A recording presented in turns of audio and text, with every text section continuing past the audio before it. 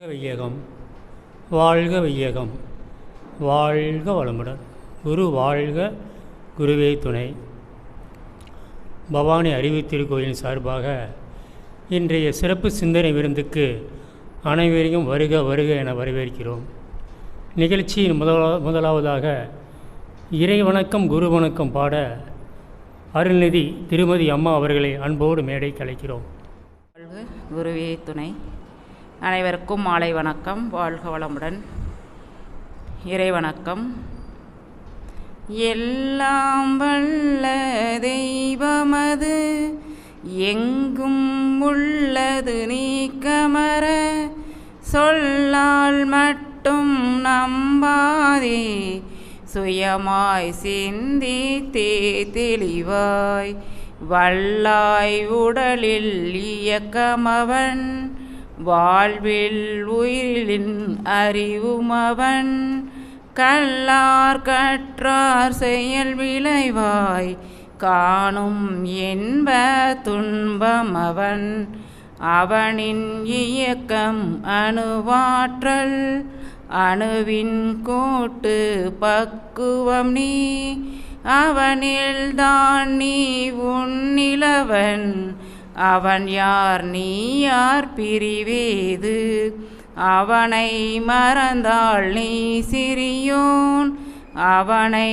அறிந்தாள் நீ பெரியோன் அவன் நீ ஒன்றாய் அறிந்த இடம் அறிவு முழுமை அது முக்தி அவன் நீ ஒன்றாய் அறிந்த இடம் அறிவு முழுமை அது முக்தி.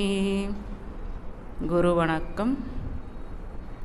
சிந்தையை அடக்கியே சும்மா இருக்கின்ற சீரறிய செய்த குருவே அந்த நிலைதனில் அறிவு அசைவற்றிருக்க பெரும் ஆனந்தம் பொங்குதங்கே. இந்த பெரும் உலகமிசை எடுத்த பல பிறவிகளின் இறுதிப் பயனாகிய சந்ததம் என்னை மறவாத சாந்த வாழ்வழித்தோய் என் சந்தோஷ செய்தி இதுவே. சந்ததம் என்னை மறவாத சாந்த வாழ்வழித்தோய் என் சந்தோஷ செய்தி இதுவே. அடுத்த நிகழ்வாக சாந்தி தபம் மாற்றிட அருள்நிதி ராதாம்மா அவர்களை அன்போடு மேடை கலைக்கிறோம். வாழ்க வளமுடன். குரு வாழ்க, குருவே துணை.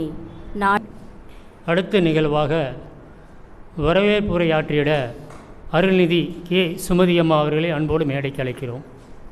வையகம் வாழ்க வளமுடன். குரு வாழ்க, குருவே துணை. இன்று பவானி அறிவுத்திருக்கோயில் சிறப்பு சிந்தனை விருந்து வந்திருக்கும் அனைவருக்கும் மாலை வணக்கம். சிறப்பு சிந்தனை விருந்தை தொகுத்து வழங்குவர் தொகுப்பாளர் அருள்நிதி சாசி சம்பத்தையா அவர்களை வாழ்க வளமுடன் என்று வரவேற்கின்றோம். இறைவணக்கம் குருவணக்கம் இசைத்த அருள்நிதி சி திருமதி அம்மா அவர்களை வாழ்க வளமுடன் என்று வரவேற்கின்றோம். சாந்தி தவம் நடத்திய அருள்நிதி MP ராதா அம்மா அவர்களை வாழ்க வளமுடன் என்று வரவேற்கின்றோம். இன்று சிறப்பு சிந்தனை விருந்து அருள்நிதி S கிருஷ்ணமூர்த்தி ஐயா அவர்கள் திருப்பூரிலிருந்து வந்திருக்கிறாரு. தலைப்பு கர்மாவை கரைக்க முடியுமா என்ற தலைப்பில் அவர் சிந்தனை விருந்து கொடுக்க வந்திருக்கிறார். அவரையும் வாழ்க வளமுடன் என்று பவானி அறிவுத்திருக்கோயில் சார்பாக வரவேற்கின்றோம். நன்றியுரை கூற அருள்நிதி P பிரமிளாம்மா அவர்களை வாழ்க வளமுடன் என்று பவானி அறிவுத்திருக்கோயில் சார்பாக வரவேற்கின்றோம். மேலும் இங்கு வந்திருக்கும் அனைத்து இருபாளர் மெய்யன்பர்களையும் வாழ்க வளமுடன் என்று பவானி அறிவுத்திருக்கோயில் சார்பாக வரவேற்கின்றோம். வாழ்க வளமுடன். அடுத்த நிகழ்வாக நாமெல்லாம் மிகுந்த ஆவலுடன் எதிர்பார்த்து கொண்டிருக்கும் சிறப்பு சிந்தனை விருந்து. இந்த சிந்தனை விருந்தை நமக்கு வழங்குபவர்கள் பின்னலாடை நகரத்தில் இருந்து இந்த ஜமக்காலம் நகரத்திற்கு ஐயா கிருஷ்ணமூர்த்தி ஐயா அவர்கள் மகாபாரதம் என்று சொன்னாலே நமக்கு கிருஷ்ணன் ஞாபகம் வருவார். அதே போல் மனவளக்கலை என்றாலே நமக்கு கிருஷ்ணர் இந்த ஐயாவை தான் நமக்கு ஞாபகம் வருவார். இவரும் இந்த பவானி மண்ணுக்கும் பல முறை இந்த பவானி அருவி திருக்கோயிலுக்கு வந்து பல முறை வந்து நமக்கு சிந்தனை விருந்தை அளித்துள்ளார். நமக்கெல்லாம் நன்கு பரிச்சயமானவர்கள். இவர் இலங்கை போன்ற வெளிநாடுகளுக்கு சென்று மனவளக்கலையை மாணவர்களுக்கும் அங்குள்ளவர்களுக்கும் மனவளக்கலையை பற்றி பாடங்களை வகுப்பு எடுத்து வருகிறார். ஐயா அவர்கள் இன்று நமக்கு சிறப்புரையாற்றும் தலைப்பு கர்மாவை கரைக்க முடியுமா? முடியும் என்று வேதாத்திரிய கருத்துகளோடு விளக்கமாகவும் விரிவாகவும் நமக்கு அளித்துள்ளார். ஐயா அவர்களை பவானி அருவி திருக்கோயிலின் சார்பாக அன்போடு வாழ்க வளமுடன் என்ற வாழ்த்துக்களோடு மேடைக்கு அழைக்கிறோம். வாழ்க வளமுடன். கேட்குதுங்களா? ஓகே. ஸோ இன்றைக்கி ஒரு வித்தியாசமான தலைப்பு. பொறுப்பு நான் இல்லை, பொறுப்பு உங்களுடைய இன்சார்ஜ் தான். அவர் தான் தலைப்பு கொடுத்தாரு. எப்போயுமே தலைப்பு வந்து எப்போது அந்த சமயத்தில் என்ன சுச்சுவேஷன் இருக்கோ அந்த சமயத்துக்கு பண்ணுவோம். பட்டு ஒரு ட்ரையலாக சும்மா அனுப்பிச்சி விட்டார். ஆனால் ரொம்ப அற்புதமாக இருந்துச்சு. ஏன்னா பொதுவாக எல்லாத்துக்கும் உள்ள சிக்கல் இது தானே. நம்ம வேதாத்திரியத்துக்கு வந்த உடனே அதில் என்னென்ன பிரச்சனை இல்லை. ஒரு 5-6 வருஷம் ஆனவங்க இதை கேட்டாங்கன்னு கூட பரவாயில்ல. போன வாரம் வந்திருப்பாங்க, இந்த வாரம் வீட்டுக்காரர் சரியில்லை, குணம்லாம் சரியில்லை, மாற்றிட முடியுமான்னு கேட்குறாங்க. வேறு வழி இல்லை. ஒன்று நாம் மாறணும், இல்லைன்னா அவர் தான் மாற்றணும். வேறு வழியே கிடையாது. ஏன்னா அந்த அளவுக்கெல்லாம் நம்முடைய இந்த தலைப்பை பொறுத்தளவுக்கு எல்லாரும் கேட்கக்கூடிய விஷயம் என்ன அப்படின்னு கேட்டால், நம்ம எந்த அளவுக்கு நம்மளால் நம்முடைய வினைப்பதிவை கரைக்க முடியும் அப்படிங்கிறது தான் நம்மளோட வார்த்தை.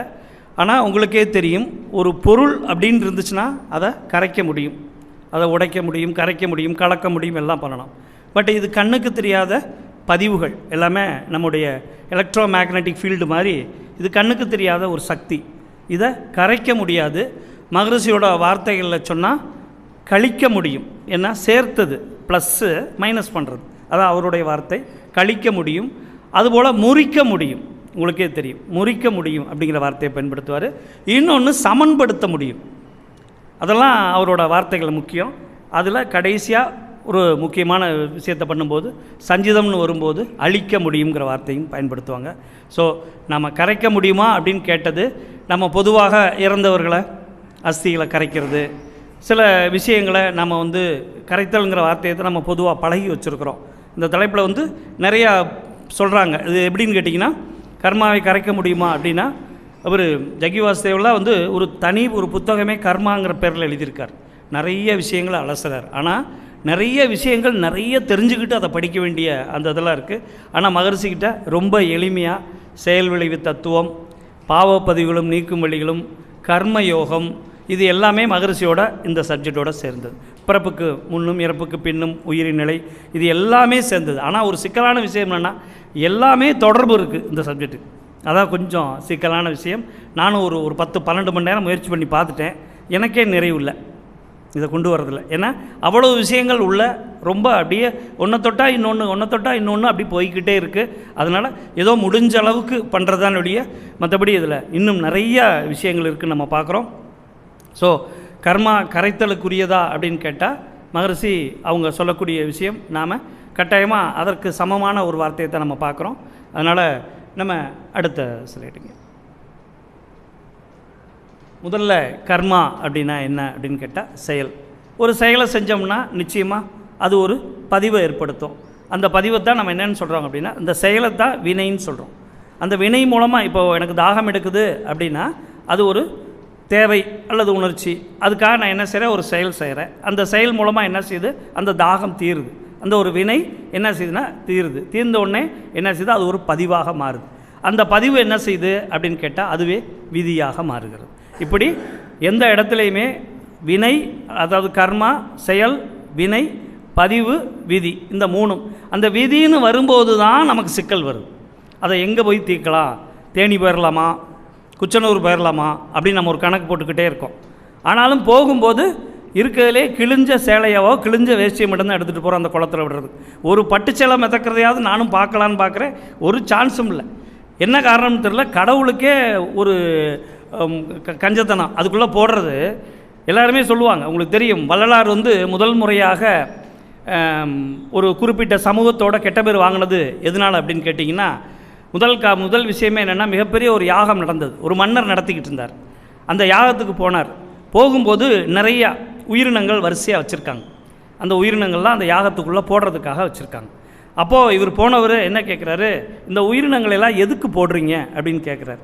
அப்போ அவங்க சொல்கிறாரு, இந்த மாதிரி இந்த உயிரினங்களெல்லாம் போட்டோம்னா மேலே இருக்கவர்களை திருப்திப்படுத்தும் போது நமக்கு இந்த யாகங்கள் மூலமாக நிறைய வெற்றி கிடைக்குது அப்படிங்கிறார். அப்போது இது யாருக்காக பண்ணுறீங்கன்னு கேட்கும்போது அவர் சொல்கிறார், இந்த மாதிரி என்னோடய வெற்றிக்காக, இந்த மாதிரி இதுக்காகன்னு சொல்லி. அப்போது நீங்கள் என்ன செய்யுங்கன்னு கேட்டிங்கன்னா, ரொம்ப மிகப்பெரிய வெற்றி கிடைக்கணும்னா உங்கள் குழந்தையை தூக்கி உள்ளே போடுங்க. அவனும் உயிர் தானே, இன்னும் மிகப்பெரிய வெற்றியெல்லாம் கிடைக்குமா? அது எப்படி என் குழந்தையை தூக்கி போடும்? அப்போ உங்கள் குழந்தைன்னா உயிர், மற்றதெல்லாம் உயிர் இல்லையா? எல்லாமே இறைவனோட படைப்பு தான்ற போது அந்த மன்னர், ஏன்னா மன்னர்னால் அந்த காலத்தில் அவ்வளோ ஷார்ப்பாக இருந்திருக்கிறாங்க. அதனால் டக்குன்னு என்ன பண்ணார், நிறுத்துங்க யாகத்தன்னார். மிகப்பெரிய பொருட்செலவில் பண்ணது. அப்போது அதை ஒரு குறிப்பிட்ட அமைப்பினர் அதை ரெடி பண்ணியிருக்காங்க மன்னருக்காக. அதாவது இந்தியாவில் இருக்க பல மன்னர்கள் யாகத்தை நம்பினாங்க. மகரிஷியும் சொல்கிறார், தியானத்திற்கும் யாகத்துக்கும் உள்ள வித்தியாசம் என்ன சொல்கிறாங்க அப்படின்னா, தியானத்தால் நமக்கு கிடைக்கிறது 10%னா தியானத்தால் 100% நம்மளால் கிடைக்கும். ஆனால் நம்ம அந்த தியானத்திற்கு அந்த அளவுக்கு நம்ம கவனமாக எடுத்துக்கணும். கம்பேர் பண்ணுறது முக்கியம் இல்லை, ஆனால் அதில் இருக்கக்கூடிய பெனிஃபிட்டுன்னு வரும்போது நமக்கு 10% நடக்குது. ரெண்டாவது, நாம் பண்ண முடியாது. நாம் தியானம் பண்ணலாம், ஆனால் நம்ம யாகம் பண்ண முடியாது நம்மளால். அதனால் முதல்ல தொடங்கினதே அங்கிடம் தான். ஸோ அப்படி நாம் ஒரு கர்மாவை கழிக்கிற அப்படிங்கிற விஷயத்தில் எல்லாருமே முதல்ல சொல்லக்கூடிய விஷயம் என்னன்னு கேட்டிங்கன்னா, அதற்கு ஏதாவது ஒரு பரிகாரம் பண்ணணும். அது பொருளாளர் மேலேயோ எதுனாலேயோ ஒரு பரிகாரம் பண்ணணும். இதைத்தான் முதன்மைப்படுத்துகிறாங்க. இப்போ எனக்கு ஒரு தோஷம் ஒன்றும் வேண்டாம், உங்களுக்கே தெரியும் எல்லாத்துக்கும். எனக்கு ஒரு கல்யாண தோஷம் இருக்குது அப்படின்னா அதற்கு பல கோவில்கள் இருக்குது. அங்கே போய் என்ன பண்ணுறாங்க பாருங்கள், ஒரு திருமண தோஷம் இருக்குது அப்படின்னா ஒரு வாழை மரத்துக்கு தாலி கட்டி அந்த வாழை மரத்தை வெட்டிட்டு 2ஆம் தாரமாக, அதாவது 2வது முறையாக இன்னொரு திருமணம் பண்ணுறாங்க. ஸோ முதையும் ஃபெயிலியருங்கிறது அதிலேயே தெரிஞ்சு போச்சு. அப்போது எல்லாத்துக்கும் 2வதும் அப்படித்தான் இருக்குமோங்கிறத அங்கே கோவிலே சொல்லிட்டாங்க. ஸோ அது கூட தெரியாமல் நம்மளால் 2வதுக்கு கட்டிக்கிட்டு இருக்கிறாங்க. இப்போ என்ன அர்த்தம் அப்படின்னு கேட்டால், அங்கே ஒரு செயலை செஞ்சு அந்த வினை மூலமாக அந்த செயல் மூலமாக நடத்தணும். இப்படி தான் பரிகாரம், இந்த உணவு இது பண்ணுறது, இப்படி நிறைய வச்சுருக்குறாங்க. பரிகாரம்னு உள்ளே போயிட்டோம் அப்படின்னா நம்மளால் நினச்சி கூட பார்க்க முடியாத அளவுக்கு ஆளாளுக்கு ஒன்று சொல்கிறாங்க. ஸோ ஒவ்வொன்றுக்கும் ஒவ்வொன்று. அப்போ என்ன செய்கிறாங்க அப்படின்னா, ஒரே முடிவாக கர்மாவை கழிக்கணும், மனிதன் துன்பத்திலிருந்து விலகணும் அப்படின்னா கட்டாயமாக ஏதாவது அவங்க ஒரு தானம் பண்ணணும். அது தானத்தை இதை பொறுத்து, நம்முடைய தோஷங்களை பொறுத்து தானம் பண்ணணும் அப்படின்னு சொல்கிறாங்க. அந்த மாதிரி ஆரம்பித்தது தான் வேதங்கள் நமக்கு வந்த பிறகு சொன்னது.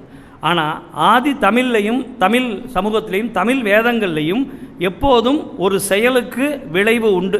நியூட்டன்ஸ் 3rd லா மாதிரி தான், ஒரு செயலுக்கு விளைவு உண்டு. அதுபோல் நீ செய்த செயலுக்கு விளைவு உண்டு, அதுலேருந்து நீ தப்பிக்க முடியாது, அவ்வளோதான். ஒருவேளை நீ அதை அனுபவிக்கலைன்னா உன்னுடைய பரம்பரையில் அதை அனுபவிக்க வேண்டியது வரும். அதில் நம்மளால் ஒரு கேள்வி கேட்குறாங்க, எங்கள் தாத்தா பாட்டி செஞ்சதுக்கு நான் ஏன் அனுபவிக்கணும்? தாத்தாவும் பாட்டியும் சொத்து வச்சுருந்தா அதுக்கு சண்டை போட்டு வாங்கிடுவோம். ஆனால் அவங்க பதிவுகள் வச்சுருந்தா அதையே நான் வாங்கணும்னு கேட்குறாங்க. ஒரே வார்த்தையில் மகரிஷி சொல்லிடுறாரு அதற்கான விடையை. நமக்கு அதில் டவுட்டே வரக்கூடாது.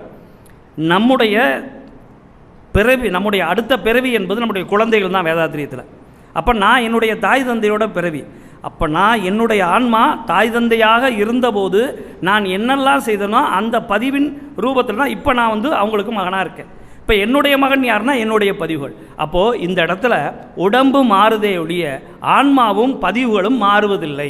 வேணால் கூட சேருது, ஆனால் மாறலை. ஏன் மாறலை அப்படின்னு கேட்டால், ஏமாறலை, அதனால மாறலை. இறைவன்கிட்ட போய் ஏமாறணும். என்னன்னா, நான் ஒன்றுமே இல்லைன்னு ஏமாறணும். ஆனால் நாம் ஏமாறாமல் இறைவனுக்கே தேங்காய் கொடுத்து இந்த மாதிரி பிஞ்ச துணியை போட்டு அதில் செருப்பு காணாமல் போனால் ஒன்று சொல்லுவாங்க பாருங்கள் கோவிலில், ஏதோ ஒரு தோஷம் தீர்ந்து வச்சம்மா. இவங்க எங்கே செருப்பு வச்சுன்னு பார்த்தீங்கன்னா, ஒரு ஸ்டாண்டில் இங்கே ஒரு ஸ்டாண்டில் ஒன்று வச்சுட்டு அடுத்த ஸ்டாண்ட்லேயே ஒன்று வச்சுட்டு வந்திருக்கிறாங்க. அப்படியும் காணாமல் போச்சு. வந்தவன் அதுக்கு மேலே தெளிவாக இருக்கிறான். ஒன்று இங்கே இல்லைன்னா அங்கே தான் இருக்குன்னு அவனுக்கு தெரியும். ஸோ தெளிவாக இருக்கிறான். அப்போது என்ன நமக்கு அப்படின்னா, எல்லா செயலுக்குமே நாம் என்ன செய்யணும்னா பலன் உண்டுன்னு தெரியுது. ஆனால் செயலை சரியாக செஞ்சால், வேதாத்திரியத்தில் இருக்கக்கூடிய மிக அற்புதமான ஒரு கோல்டன் வேர்டு என்னன்னு கேட்டிங்கன்னா, எல்லாரும் என்ன செய்கிறாங்க, பக்தியிலையும் சரி இதுலேயுமே, செயலை நீங்கள் செய்யுங்க, பலனை இறைவன்கிட்ட விட்டுருங்க அப்படின்னு சொல்கிறாங்க. ஆனால் மகரிஷி என்ன சொல்கிறாரு, செயலுக்குள்ளே இறைவன் இருக்காருங்கிறார். அதுதான் வேதாத்திரியத்தோட கர்மயோகம். அதுதான் நம்ம பார்க்குறதுக்காக தான் நம்ம பார்க்குறோம். அப்படி நாம் பண்ணும்போது ஏற்கனவே இருக்க பதிவுகளும் இனி வரப்போகிற பதிவுகளும் நாம் என்ன செய்கிறோம், கழிப்பதற்காகத்தான். இன்றைய நாளை நம்ம சரியாக செஞ்சோம்னா இறந்த காலமும் எதிர்காலமும் நமக்கு சரியாக இருக்கும் அப்படின்னு சொல்லுவார். முக்காலம்ங்கிறது ஒன்றுமே இல்லைம்பார் மகரிஷி. ஆச்சரியமாக இருக்கும். முக்காலம்ங்கிறது ஒன்றுமே இல்லை. உங்களுடைய தவத்தை உங்களுடைய பயிற்சியாக சரியாக செஞ்சுக்கிட்டு இருந்தீங்கன்னா உங்களுக்குள்ள பதிவுக்குள்ளேயே அது இருக்குது. உங்களுக்கும் இயற்கைக்குள்ள ஒரு பிணைப்பு இருக்குது. அந்த பிணைப்பை நீங்கள் எந்த ஃப்ரீக்குவன்சியில் நீங்கள் கண்டுபிடிக்கிறீங்களோ அந்த ஃப்ரீக்குவன்சியில் உங்களுக்கு முக்கால ஞானம் தெரியும். இறந்த காலம் எனக்குள்ளேயே இருக்குது, எதிர்காலம் இந்த பிரபஞ்சத்துக்குள்ளே இருக்குது, நிகழ்காலம் என் கையில் இருக்குது. நான் நிகழ்காலத்தை வச்சு இந்த இறந்த காலத்தையும் எதிர்காலத்தையும் கணக்கு போடும்போது முக்கால ஞானம் சாதாரணமாக வருங்கிறார். அதெல்லாம் நம்ம பெரிய அதிசயமாக பார்த்தோம். ஆனால் மகரிஷிகிட்ட வந்த பிறகு அது ஒரு அற்புதமான விஷயங்களாக கொண்டு வர்றாங்க. அதனால் அடுத்து சொல்லிடுங்க. நம்முடைய கர்மா எப்படி உருவாகிறது, இதுதான் நமக்கு தெரிஞ்ச ஒரு விஷயந்தான். இப்போ நம்ம சொன்ன மாதிரி தான் எண்ணம், சொல், செயல், இந்த மூணுமே ஒரு பதிவாக மாறுது. பதிவு ஒரு பலனை உருவாக்குது. அவ்வளோதான். இதில் ஒன்றும் நம்ம பெரிய இதுனா. ஆனால் மகரிஷி மற்றவங்க எல்லாம் என்ன சொல்லுவாங்க, அதை அப்படியே ஒரு செயல் செஞ்சால் விளைவு உண்டு, விளைவு உண்டுன்னு சொல்லிக்கிட்டே இருக்காங்களுடைய அந்த செயல் எப்படி இருந்தால் விளைவு எப்படி இருக்கும், அதான் நம்ம வேதாத்திரியத்தில் இருக்கக்கூடிய அந்த டீப்பாக நம்ம புரிஞ்சுக்கிறது. வேறு எங்கேயுமே நம்ம இவ்வளவு ஆழமாக புரிஞ்சுக்க முடியாது. காரணம் என்னென்னா, அவங்க ஒரு வேளை சொன்னால் கூட நமக்கு புரியுமா, நம்ம அது கெப்பாசிட்டியான்னு பார்த்தா ரொம்ப கஷ்டம். ஆனால் வேதாத்திரி மகரிஷி நமக்கு புரியும்படி சொல்கிறார். ஆசிரியர்களுக்கு பார்த்தீங்கன்னா எப்போதும் அவர் சொல்லக்கூடிய ஒரு அழகான வார்த்தை, புரியும்படி பேசுங்க, கேட்கும்படி பேசுங்க, விரும்பும்படி பேசுங்க. என்ன ஒரு மகான் பாருங்கள். நான் ஒரு பெரிய தத்துவம் வச்சுருக்கிறேன், அதை நான் பேசுகிறத நீங்கள் புரிஞ்சுக்கிட்டு போகணும் அப்படின்னு ஒரு விதி இல்லாமல் ஆசிரியரோட வேலை அவங்களுக்கு புரியும்படி பேசுங்க, விரும்பும்படி பேசுங்க. ஆனால் இன்னொரு எச்சரிக்கையும் கொடுத்துட்றாரு. என்னன்னா, அவங்க வெறுக்கும்படி பேசுகிறாதீங்கிறார். நான் அந்த பயத்தோடு தான் இப்போ பேசுகிறேன் இந்த சப்ஜெக்டை. ஏன் அப்படின்னா, நான் சொன்ன மாதிரி இதை ஒரு 2வது தடவை 3வது, ஏன்னா உங்களுக்காக நான் தயார் பண்ணனால இப்போ 2வது தடவை 3வது தடவை போகும்போது தான் இந்த சப்ஜெக்டுக்குள்ளே ஆழமாக சில கண்டென்ட்ஸை வெளியில் நம்ம சொல்ல முடியும். இல்லைன்னா அதுக்குள்ளே இருக்கக்கூடிய விஷயங்களை நாம் தேடி கண்டுபிடிச்ச நான் உணர்ந்துருக்கிறேன். இப்போ அதை நான் உங்களுக்கு சொல்லும்போது இன்னும் அதை எளிமைப்படுத்துறதுக்கு ஒன்றுமே இல்லை. அப்படியே சொன்னால் கூட உங்களுக்கு புரியும், அதில் ஒன்றும் மாற்றமே இல்லை. ஸோ எண்ணம், சொல், செயல், அது செய்யக்கூடிய ஒவ்வொரு செயலுக்கும் விளைவு வந்தே தீரும். அடுத்ததுங்க, ஒவ்வொரு வினைக்கும் சமமான எதிர்வினை உண்டு, இது நம்ம எல்லாத்துக்கும் தெரியும். ஆனால் ஒரு விஷயத்தை மறந்துட்டாங்க. பௌதீக செயல்களுக்கு மட்டும்தான், நிலம், நீர், நெருப்பு, காற்று, விண்ணுன்னு சொல்லக்கூடிய பௌதீக செயலுக்கு மட்டும்தான் அதெல்லாம் பொருந்தும்னு நினச்சிட்டாங்க. ஆனால் உண்மை என்னன்னு கேட்டால் அது மனிதருக்கும் பொருந்தும். அப்போ மனிதரோட ஒவ்வொரு செயலும் அது ஒரு பதிவை உருவாக்குது. இது நம்ம வேதாத்திரி வந்த பிறகு தெரிஞ்சுக்கிட்டோம். ஆனால் பௌதீகத்தோட அமைப்புக்குள்ளே இதை கொண்டு வரல. ஏன்னா மகரிஷி சொல்கிறாங்க, விஞ்ஞானம் இதோடு இன்னும் பொருந்தி போகவில்லை. ஒவ்வொரு மனிதனோட செயலும் அவனோட வினைப்பதிவில் அது வருது அப்படிங்கிறத விஞ்ஞானம் இன்னும் பொருந்தி போகலை. அதை இன்னும் ரியலைஸ் பண்ணுற அளவுக்கு விஞ்ஞானம் இன்னும் உள்ளே போகலை. உங்களுக்கே தெரியும். ஏன்னா விஞ்ஞானம் உள்ளே போகணுன்னா அது உயிரை பற்றிய ஞானம் அதுக்கு இருந்தால் தான் அது உள்ளே போக முடியும். இல்லை அப்படின்னா அதை புரிஞ்சிக்க முடியாது. அதனால தான் அதை அவங்க சொல்கிறாங்க. ஸோ மனிதர்களுக்கும் பொருந்தக்கூடியது தான் அது அப்படின்னு. அடுத்ததுங்க, இதை பாருங்கள், உங்களுக்கே தெரியும். இன்னொரு தடவை 6 மார்க், இன்னொரு தடவை. அது ஒரு வீடியோ வரலையா? சரி, என்ட்ரு அமுக்கு பாருங்கள். வரல, சரி, ஓகே. ஸோ ஒரு மனிதனோட ஆசை எப்படி பேராசையாக மாறுதுன்னு சொல்லக்கூடிய ஒரு நிமிஷம் வீடியோ அது. ஸோ நம்ம பொறுத்தளவுக்கு நமக்கு இருக்கக்கூடிய பெரிய ஸ்பெஷல் என்னன்னு கேட்டிங்கன்னா, நம்முடைய மனிதர்களுக்கு எல்லாத்துக்குமே வாழணும், சந்தோஷமாக வாழணும், எல்லாமே இருக்குது. அப்போது நாம் என்ன செய்தால் எப்படி வாழலாம் அப்படின்னு பார்க்கும்போது நமக்கு என்ன செஞ்சாங்க, பக்தியில் ஒரு அழகான ஒரு விஷயம் பண்ணாங்க. என்ன அப்படின்னு கேட்டிங்கன்னா, சொர்க்கம் நரகம்னு 2 பிரித்து காமிச்சாங்க. அதில் சொர்க்கத்துக்கு போகிறவங்களாம் இந்த காலத்தில், தன்னுடைய காலத்தில் புண்ணியம் செய்தால் சொர்க்கத்துக்கு போகலாம், தவறு பண்ணுறவங்களாம் நரகத்துக்கு போகலாம் அப்படின்னாங்க. ஒரு ஸ்கூலில் ஒரு ஆசிரியர் இப்படி தான் எடுத்தார். பையனை பார்த்து சொன்னார், சும்மா சேட்டை பண்ணக்கூடாது, தப்பு பண்ணக்கூடாது, அடுத்தவனுக்கு கஷ்டம் கொடுக்கக்கூடாது, அப்போ தான் நீ உன்னுடைய வாழ்நாள் முடிஞ்சதுக்கப்புறம் சொர்க்கத்துக்கு போனார். ஆசிரியர் வயசான ஆசிரியர். சொன்ன உடனே அந்த பையன் இப்படியே பார்த்துக்கிட்டே இருந்தான். இவர் என்ன சொல்கிறார் ஒன்றும் புரியலன்ட்டு, எதுக்கு சார் நான் சொர்க்கத்துக்கு போகணும் அப்படின்னு கேட்டான். இல்லைடா, நீ நன்மை செஞ்சேன்னா சொர்க்கத்துக்கு போவ, சொர்க்கத்துக்கு போனேன்னா அங்கே சந்தோஷமாக இருக்கலாம், அங்கே சந்தோஷப்படுத்துறதுக்கு யார் சார் இருக்காங்க அப்படின்னு கேட்டான். ரம்பா, ஊர்வசி, மேனகாலாம் இருக்காங்க அப்படின்னு. இதை உங்களுக்கு யார் சார் சொன்னான்னு கேட்டான். எனக்கு எங்கள் அப்பா சொன்னார் அப்படின்னு. அவங்க அப்பாவுக்கு யார் சார் சொன்னார்? எங்கள் தாத்தா சொன்னார் அப்படின்னு. உங்கள் தாத்தா காலத்தில் ரம்பா, ஊர்வசி, மேனகா இருந்திருந்தாங்கன்னா இப்போ அவங்களுக்கு ரொம்ப வயசாக இருக்குமே சார், அவங்கள நான் ஏன் பார்க்குறதுக்காக இங்கே புண்ணியம் பண்ணணும்? இங்கேயே நான் பார்க்க வேண்டியதெல்லாம் பார்த்துட்டு போனால் அந்த வயசானவங்களை போய் அதை பார்க்கணுன்னு கேட்டான். அதனால் நாம் இப்போல்லாம் இந்த சொர்க்க நரக விஷயத்தையெல்லாம் வச்சு பூச்சாண்டி காட்ட முடியாது.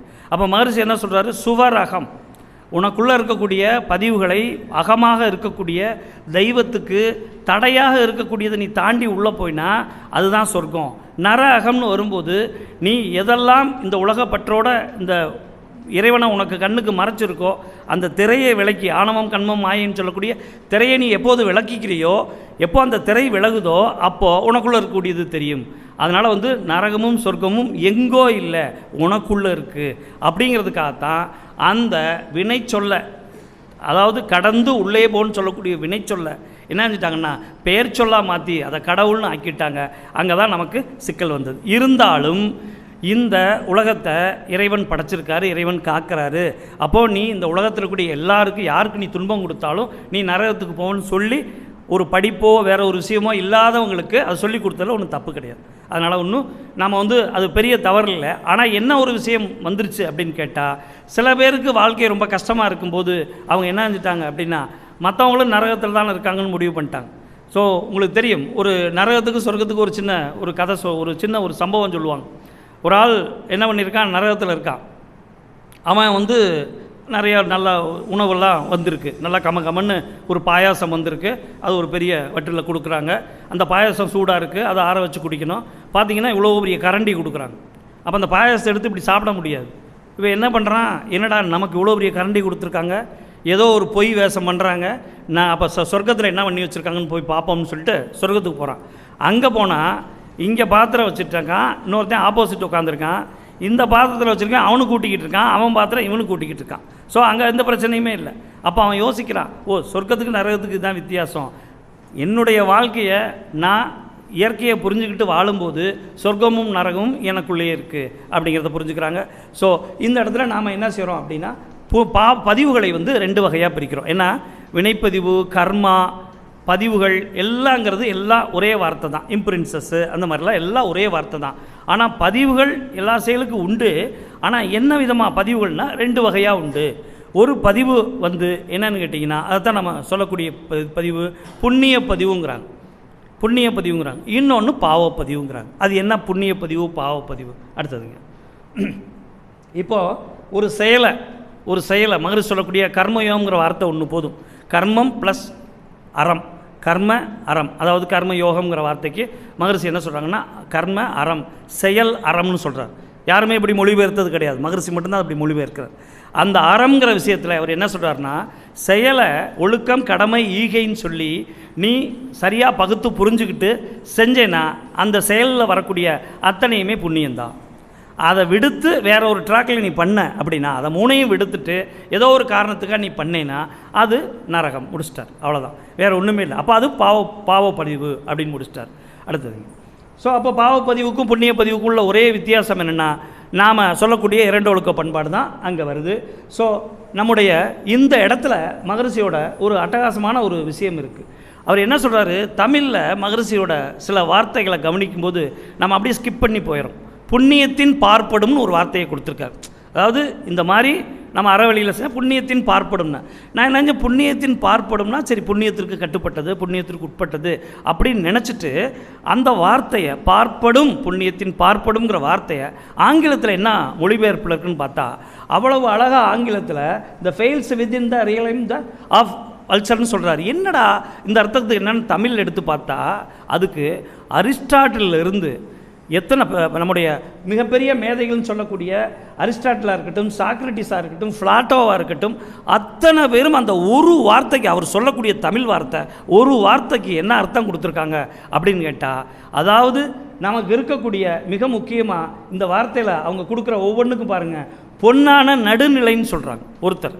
இன்னொருத்தர் என்ன சொல்கிறாருன்னா அறிவே அறம்னு சொல்கிறார்.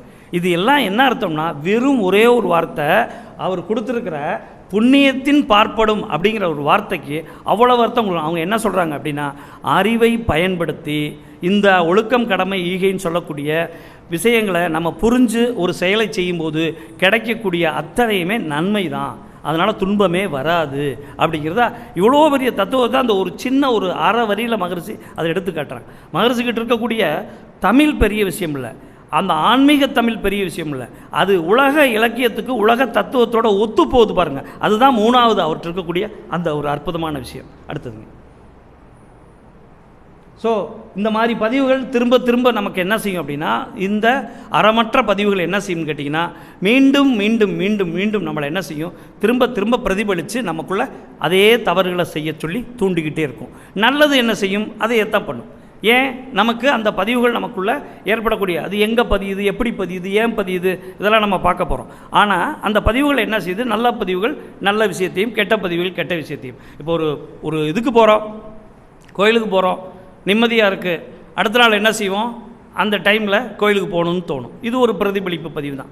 அதுவே நம்ம ஒரு கடைக்கு போகிறோம், ஏதோ ஒரு பொருள் வாங்குகிறோம், அந்த பொருள் நமக்கு ஒரு சந்தோஷத்தை தருது, அடுத்த நாள் என்ன செய்வோம், அந்த கடைக்கு போவோம், என்ன செய்வோம் அப்படின்னு கேட்டிங்கன்னா, அந்த பொருளை 1க்கு 2 வாங்கி வீட்டில் ஸ்டாக் வச்சுருவோம். இதுதான் அதில் இருக்கக்கூடிய ஸ்பெஷல். ஏன் அப்படின்னா, அந்த கடைக்கு போக முடியலைனாலும் அதை அனுபவிக்கணும்னு சொல்லக்கூடிய எண்ணம். இதுதான் நமக்கு என்ன செய்யுது, நாளைக்கு ஞாபகம் வரும்போது உடனே என்ன செய்யணும்னா அதை எடுத்து பயன்படுத்திக்கும். அதனால தான் மகரிஷி சொல்கிறாரு, ஒரு இன்பம் வரும்போது அந்த இன்பத்தை தக்க வச்சுக்கிறக்கூடிய செயற்கை முறையில் மனிதன் முயற்சி பண்ணும்போது தான் பல சிக்கல்கள் உருவாச்சு. அது எவ்வளோ சிம்பிளாக சொல்கிறார் பாருங்கள்.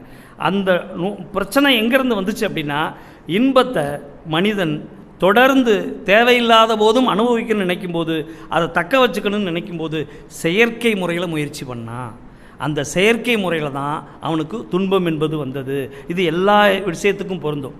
உங்களுக்கு தெரிஞ்சு நிறைய விஷயங்களுக்கு செயற்கை முறையில் இன்பத்தை அடைய நினைக்கிறதுனால தான் இன்றைக்கி இவ்வளவு தூரம் பசங்கள்லேருந்து எல்லாமே நம்முடைய இது ஆப்ஸில் கேம்ஸ்லாம் போகிறதுக்கு காரணம். அதில் அவங்களுக்கு நிறையா சந்தோஷம் கிடைக்குது. அந்த சந்தோஷம் எங்கேருந்து கிடைக்குது, அவங்களுடைய ஹார்மோன் அவங்களுக்கு அந்த சந்தோஷத்தை கொடுக்குது. அதனால தான் எல்லாரும் என்ன செய்கிறாங்க, அடிக்டாக மாறுறாங்க. அந்த இன்பம் செயற்கையாக கிடைக்குது. எதன் மூலமாக கிடைக்கக்கூடிய இன்பமெல்லாம் அதில் செயற்கையாக கிடைக்குது.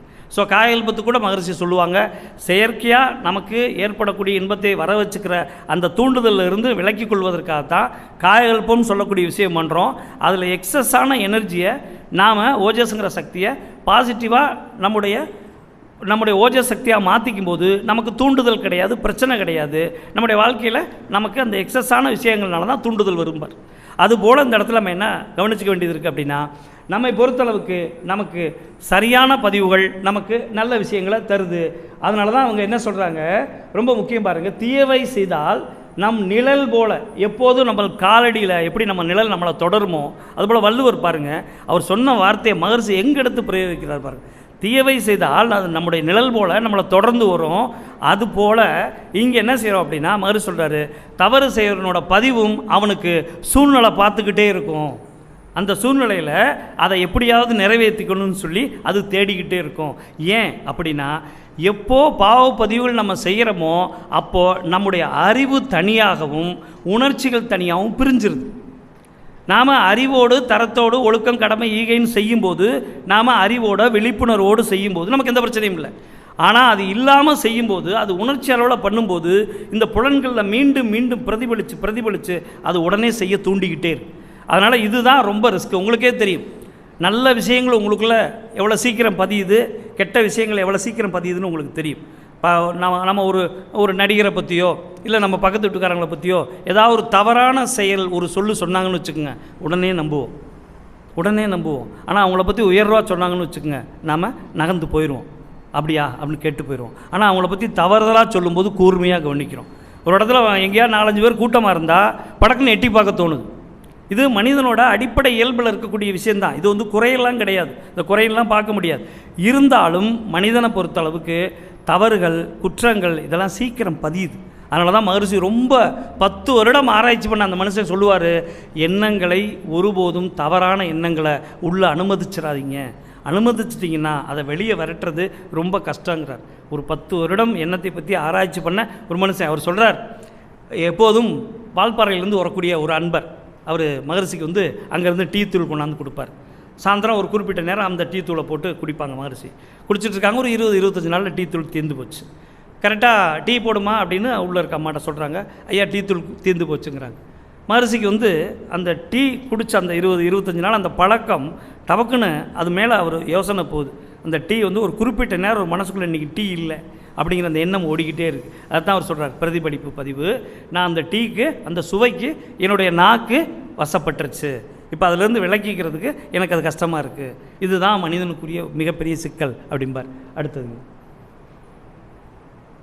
ஸோ அதனால தான் மகரிஷி ஒரே வார்த்தையில் நமக்கு சொல்லிட்டாங்க, இரண்டொழுக்க பண்பாட்டின்படி நம்முடைய செயலை எல்லாத்தையும் பொருத்தி பார்த்துக்கிட்டு நம்ம முடிஞ்ச அளவுக்கு செஞ்சோம் அப்படின்னா நம்முடைய விளைவுகள் எல்லாமே வேறு எதையுமே நம்ம பார்க்க வேணாம், நம்முடைய விளைவுகள் எல்லாமே நிச்சயமாக பாதகம் இல்லாமல் இருக்கும். நன்மை செய்யலைனாலும் பரவாயில்ல, அது நமக்கு துன்பத்தை தராது. அதனால தான் இரண்டொழுக்க பண்பாட்டுக்கு மீண்டும் மீண்டும் மீண்டும் சொல்லுவார், ஐந்தொழுக்க பண்பாட்டை நிறைவேற்ற அறிஞர்களுக்கு போடணும். அந்த அறிஞர்களுக்கு நம்முடைய குழந்தைகளிலிருந்து பெரியவங்கள் வரைக்கும் எல்லாத்துக்கும் சொல்லிக் கொடுக்கணும். அப்படி சொல்லிக் கொடுத்து நம்முடைய வாழ்க்கையை மாற்றும்போது நமக்கு கட்டாயமாக நம்முடைய வாழ்க்கை துன்பத்துக்கு போகாது, அமைதிக்காவது போகும். இன்பம் இல்லைனாலும் சரி அமைதியான வாழ்க்கையை நோக்கி போகலாம் அப்படிம்பாங்க. அடுத்தது. ஸோ நம்ம எல்லாத்துக்குமே சொல்லுவோம், நமக்கு ஒரு நோய் வந்துச்சு அல்லது நோய் வரல, நம்ம நல்லா இருக்கோம், கோயிலுக்கு போகிறோம், எல்லாமே இருக்கும். பார்த்திங்கன்னா அடிக்கடி அடுத்தவங்களோட கம்பேர் பண்ணுவோம். நம்ம உங்களுக்கு எல்லாத்துக்குமே தெரியும், நல்லதோடும் சரி கெட்டதோடும் சரி. அப்போ யாருக்காவது ஒரு உடம்பு சரியில்லைன்னு வச்சுக்கோங்க, உடனே நம்ம என்ன செய்வோம், அவங்க என்ன பாவம் செஞ்சாங்களோ சொல்கிறோம் நமக்கு. ஆனால் மகரிஷி என்ன சொல்கிறார் அப்படின்னா, பதிவுகள் வெளியேறும்போது அது நோயாகவும் மாறும், உடலில் துன்பத்தையோ மனதில் கஷ்டத்தையோ கொடுத்து மாறும். அவர்களுக்கு அது வெளிப்பட்டிருக்கு, பல பேர்த்துக்கு அது வெளிப்படாமல் உள்ளே மறைஞ்சிருக்கும். அதனால் நீங்கள் பதிவுகள் இல்லைன்னு நினச்சிக்காதீங்க அப்படிம்பார். அதாவது தொடர்ந்து வரக்கூடிய நோய்கள் இந்த இடத்துல உடலுக்கு சொல்லும்போது நோய்களாக வெளியேறும். அது பாவப்பதிவுகளோட அடையாளம். உள்ளத்திற்குன்னு வரும்போது அது களங்கங்களை எந்த ஒரு விஷயத்தையும் நல்ல விதமாக யோசிக்க விடாது. அப்போ உடலில் உள்ளத்தில் மனம்னு வரும்போது இந்த இடத்துல குழப்பங்கள், ஒரு சரியான முடிவு எடுக்க முடியாது. ஐயோ அது ஆயிருமோ இதாயிருமோன்னு சொல்லக்கூடிய அந்த அருட்காப்பு மறந்து போயிடும். இப்போ வீட்டில் கொஞ்சம் டிலேயாக வந்தாங்கன்னு வச்சுக்கோங்க, உடனடியாக நமக்கு பதறது, என்னங்காச்சு லேட்டாக போச்சே, அவங்க இன்னும் வரலையே, இந்நேரம் வந்திருக்கணுமே, உடனே அருட்காப்பு ஞாபகத்துக்கு வரமாட்டேங்குது. அதனால தான் என்ன செய்யும், வாசலை நோக்கி இந்த கடிகாரம் பார்க்குற இடமோ வாசலை நோக்கியோ இல்லை டிவி எது அதிகமாக பார்க்குறோமோ, கடிகாரம் நம்ம பார்ப்போம், வாசலை பார்ப்போம், அதே போல் டிவி பார்ப்போம். அதுக்கு மேலே அருட்காப்பு ஒட்டி வச்சுட்டிங்கன்னு வச்சுக்கோங்க, அது படும்போதெல்லாம் நமக்கு மனசுக்குள்ளே அந்த அலை ஓடிக்கிட்டே இருக்கும். அதுவும் பிரதிபலிப்பு வேலை தான், நல்லதை கொண்டு வர்றோம் அவ்வளோதான். அப்போ வரும்போது டக்குனு என்ன செய்யும், அந்த அருட்காப்பு நோக்கி மனசு போகும். அப்போ நம்ம வாழ்த்துவோம், அவங்க வந்துடணும் அப்படின்னு சொல்லி வாழ்த்திக்குவோம், அவ்வளோதான், வேறு ஒன்றும் இல்லை. அப்போ எந்த பயமும் இல்லை. அருட்காப்பு உங்களுக்கு தெரியும் எப்படிப்பட்ட அளவில் அதை உருவாக்கியிருக்காரு அப்படின்னு. நம்ம அதை எடுத்தோடனே காப்புக்கு சொல்லக்கூடிய நரசிம்ம அவதாரத்தை தான் சொல்லுவாங்க. உங்களுக்கு இந்த காப்பில் கேட்கக்கூடிய அந்த விஷயத்தை வச்சு தான் மகரிஷி என்ன செய்கிறாரு, நமக்கு நம்முடைய அன்பர்கள் ஒருத்தருக்கும் அந்த குறை வரக்கூடாதுன்னுக்காக தான் அவர் அந்த கேட்ட வாக்கு இருக்குது பார்த்தீங்களா, மனிதனாலும் கொல்லக்கூடாது, மிருகத்தாலும் கொல்லக்கூடாது, வீட்டுக்குள்ளேயும் கொல்லக்கூடாது, வாசல்லையும் கொல்லக்கூடாது, கருவியாலும் கொல்லக்கூடாது, இப்படி ஒவ்வொன்றுமா பார்த்து அதுபோல் நமக்கு காப்புங்கிறது எத்தனை விதமாக வரணும் அப்படிங்கிறத அவர் அவ்வளவு அழகாக கொடுத்துருக்காங்க. அதனால் நம்ம காப்பு போட்டுக்குவோம். ஒருபோதும் நம்ம எப்போ உங்களுக்கு இயற்கை மேலேயோ குரு மேலேயோ அவநம்பிக்கை வருதோ அப்போ தான் உணர்ச்சி வசப்பட வேண்டியது வரும். ஸோ அதை நீங்கள் குறைச்சிக்கும் போது உங்களுக்கு ஆட்டோமேட்டிக்காகவே பதிவுகள் வேலை செய்யும்போது நமக்கு துன்பம் வருது.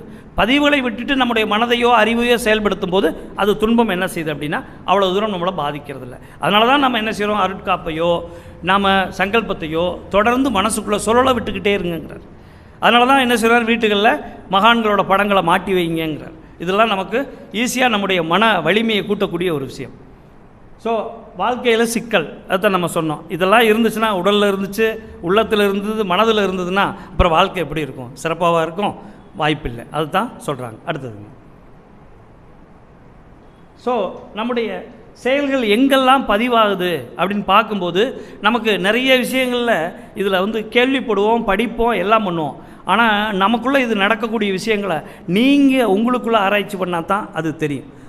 ஒரு பதிவுங்கிறது நம்மை பொறுத்தளவுக்கு முதல்ல உடல் செல்களில் இயக்கப்பதிவாக மாறினதுனால, இப்போ நான் அந்த மைக்கை பிடிக்கிறேன் அப்படின்னா அடுத்த தடவை நான் காலில் லேசாக தட்டினாலும் இந்த மைக்கை இங்கே தான் போய் பிடிப்பேன்.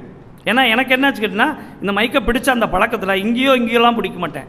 என்ன செய்வேன்னா லேசாக தட்டிட்டேன் அப்படின்னா படக்குன்னு பட்ட இடத்துல, அது தொட்ட இடத்துல தான் அந்த இயக்கப்பதிவு போய் வேலை செய்யும். அப்போ நம்ம என்ன புரிஞ்சுக்கிறோம் அப்படின்னு கேட்டால், நம்முடைய உடல் செல்களில் அது இயக்கப்பதிவாக இருக்குது. அப்படி இயக்கப்பட்ட அந்த பதிவோட விளைவு என்ன ஆகுதுன்னா மூளை செல்களில் பதியுது.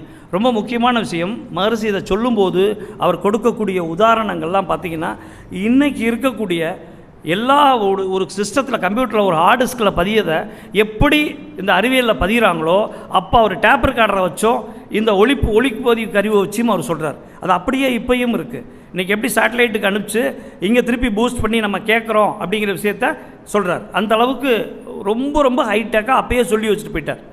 அடுத்து நம்மளுடைய மூளைச்சல்களை நினைவு பதிவாக மாறும்போது அவர் சொல்கிறாரு, மேக்னிஃபைடு பண்ணி, அதாவது காந்த அலைச்சுழலாக எவ்வளவு சுருக்க முடியுமோ அவ்வளவு சுருக்கி பதிஞ்சிருது. அப்படி பதிஞ்சது என்ன செய்யுது, இந்த உடம்புக்குள்ளே ஓடிக்கிட்டு இருக்கக்கூடிய அந்த உயிர்த்துகள்களில் பிரதிபலிப்பு பதிவு பண்ணப்பட்டது மீண்டும் மீண்டும் அது ஞாபகத்துக்கு வரக்கூடிய பிரதிபலிப்பு பதிவாக பதியுது. அதுக்கடுத்து வித்து செல்களில் நுண்ணியக்க பதிவாக அதையும் விட ஆழமாக இன்னும் நுண்ணியக்க பதிவாக பதிஞ்சிருது. கடைசியாக நம்முடைய ஜீவகாந்த களத்தில் பதியும் போது அது நம்முடைய கர்மயத்தில் அதுதான் நமக்கு கேரக்டராக மாறுது. நம்முடைய குணம்னு சொல்கிறோம் பார்த்தீங்களா, நம்ம யோசிச்சு பாருங்களேன், நம்ம மற்ற எல்லாத்தையும் குணத்தோடு தான் பழகிறோம்.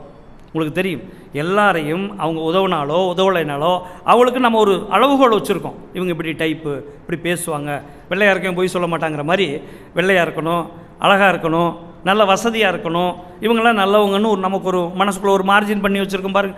அந்த மாதிரி உங்களுக்கு பார்த்தீங்கன்னா நிறைய நம்ம ஒரு குணத்தை வச்சு தான் நிறைய விஷயங்களை நம்புகிறோம். ஆனால் மகர்ஷி சொல்லும்போதும் சரி, ஓசோ சொல்லும்போதும் சொல்லுவார், எந்த மனிதனுடைய குணத்தோடும் பழகாத. குணம் என்பது அவனுடைய பரம்பரையில் வந்து நம்முடைய ஆலியாரில் இப்போ ஸ்டூடெண்ட்ஸ் கேம்புக்கு போயிருந்தோம். வாழ்த்தும் பயணம் எடுக்கும்போது ஒரு பொண்ணு எந்திரிச்சு கேட்டாங்க, பாருங்கள் இன்றைக்கி ஃப்ரெஷ்ஷாக வந்திருக்கிற பிள்ளைங்க எந்திரிச்சு கேட்குது, சார் நான் தான் அவங்கள வந்து எனக்கு அவங்கள பிடிக்கலேன்னு சொல்லி நான் விலகி இருக்கேன், அவங்கள நீங்கள் வாழ்த்த சொல்கிறீங்களே, அவங்க திரும்பி வந்து எனக்கு தொந்தரவு கொடுக்க மாட்டாங்களான்னு கேட்குது. நாம் என்ன செய்கிறோம், அவங்க மாற்றம் நடக்கும், உங்கள்ட்ட ஒரு எதிரியை குறைச்சிக்குவீங்க அப்படிலாம் நாம் சொல்கிறோம். அந்த குட்டி பொண்ணு அவ்வளவு அழகாக கேட்குது. அப்போ அதுக்கு பதில் சொல்லும்போது நமக்கு என்ன செய்கிறோம் அப்படின்னா, கருவழியே வந்த வினைப்பதிவு தான் குணம், கேரக்டரிஸ்டிக். ஆனால் நம்ம வாழ்த்துறது எதன்னு கேட்டால் உயிரை வாழ்த்துறோம். அந்த உடம்புக்குள்ளே உடலையும் மனதையும் நிர்வகிக்கக்கூடிய உயிரை வாழ்த்தும் போது, உயிர் என்பது உனக்குள்ளே இருக்கிறதும் தெய்வம், அங்கே இருக்கிறதும் தெய்வம், அதுதான் அங்கே எல்லாத்துக்கும் செயலை பயன்படுத்துது. அதாவது நம்முடைய கருமையத்தை செயல்படுத்தக்கூடிய சக்தியும் அதான் கொடுக்குது, உடலை இயக்கக்கூடிய சக்தியும் அதான் கொடுக்குது, மனசை இயக்கக்கூடிய சக்தியும் கொடுக்குது. நம்ம அந்த உயிரை வாழ்த்தும் போது இந்த அந்த குழந்தையோட உன்னோட எதிரின்னு சொல்லக்கூடிய அந்த குழந்தையோட குணமும் மாறும். ஏன்னா இது அதை விட பெரிய சக்தி உள்ளது, உன் மீது இருக்கக்கூடிய அந்த தன்மை மாறும். அதனால் உனக்கு என்ன செய்யணும்னா அது நன்மையாக மாறும். அவங்களுடைய குணம் மாறி தான் அவங்கள்ட்ட வருவாங்க, அதே வெறுப்போடு வரமாட்டாங்க. ஏன்னா வாழ்த்து ஒருபோதும் தவற செய்யாது, ப்ளஸ்ஸில் தான் பண்ணும். அப்போ உன்னோட மிஸ் அண்டர்ஸ்டாண்டிங் ஆன அல்லது உனக்கே பிடிக்காத ஒரு பொண்ணு இருந்தது, அந்த பொண்ணோட குணம் உனக்கு பிடிக்கலன்னா அந்த குணம் மாறி தான் உனக்கு வரும். அப்படி இல்லைன்னா நீ அந்த பிள்ளை அவ்வளோதான் அப்படின்னு சொல்லி உன் குணத்தை நீ உயர்த்திக்குவ. அதுதான் உள்ள ஸ்பெஷல். உங்களுக்கு தெரியும், ரீல்ஸு கூட போடுறாங்க. ஒரு டாக்டர்கிட்ட போய் ஒருத்தன் ரொம்ப நாள் வாழ்கிறதுக்கு வழி சொல்லுங்க அப்படிங்கிறான். நம்மளை நிறைய பேர் கேட்டிருப்போம். அவங்க ஒரே வழி தான் இருக்குது, நீ திருமணம் பண்ணிடு அப்படிங்கிறாங்க. திருமணம் பண்ணிட்டால் நீண்ட ஆயுள் வந்துருமான்னு கேட்குறாங்க. இல்லை, வாழ்கிற ஆசையே போயிடும் அப்படின்னா. அப்புறம் எதுக்கு நீண்ட நாள்? அது மட்டும் இல்லை, கொஞ்ச நாள் வாழ்கிறது கூட ரொம்ப பெருசாக தெரியும், அதனால் திருமணம் பண்ணிக்கன்னாங்க. அந்த மாதிரி நம்முடைய வாழ்க்கையில் சில சிக்கல்கள் வந்து இப்படி ஆளுக தான் நமக்கு வந்து சிக்குது. அதனால் நம்மை பொறுத்தளவுக்கு ஜீவாந்த களத்தில் பதியும் போது அதுதான் உங்களுடைய கருமையத்தில் கேரக்டராக பதியுது, தரப்பதிவாக பதியுது. அடுத்து கடைசி தான் டேஞ்சர். இன்றைக்கி நம்ம ஒரு மாற்றத்தை கொண்டு வந்திருக்கோம் சமூகத்தில், எல்லாத்துக்குமே தெரியும். எப்படி கொண்டு வந்தோம்? அது இன்ஸ்டாகிராம் மூலமாக கொண்டு வந்தோமா, இல்லை எப்படி கொண்டு வந்தோம்ங்கிறது வேறு விஷயம்.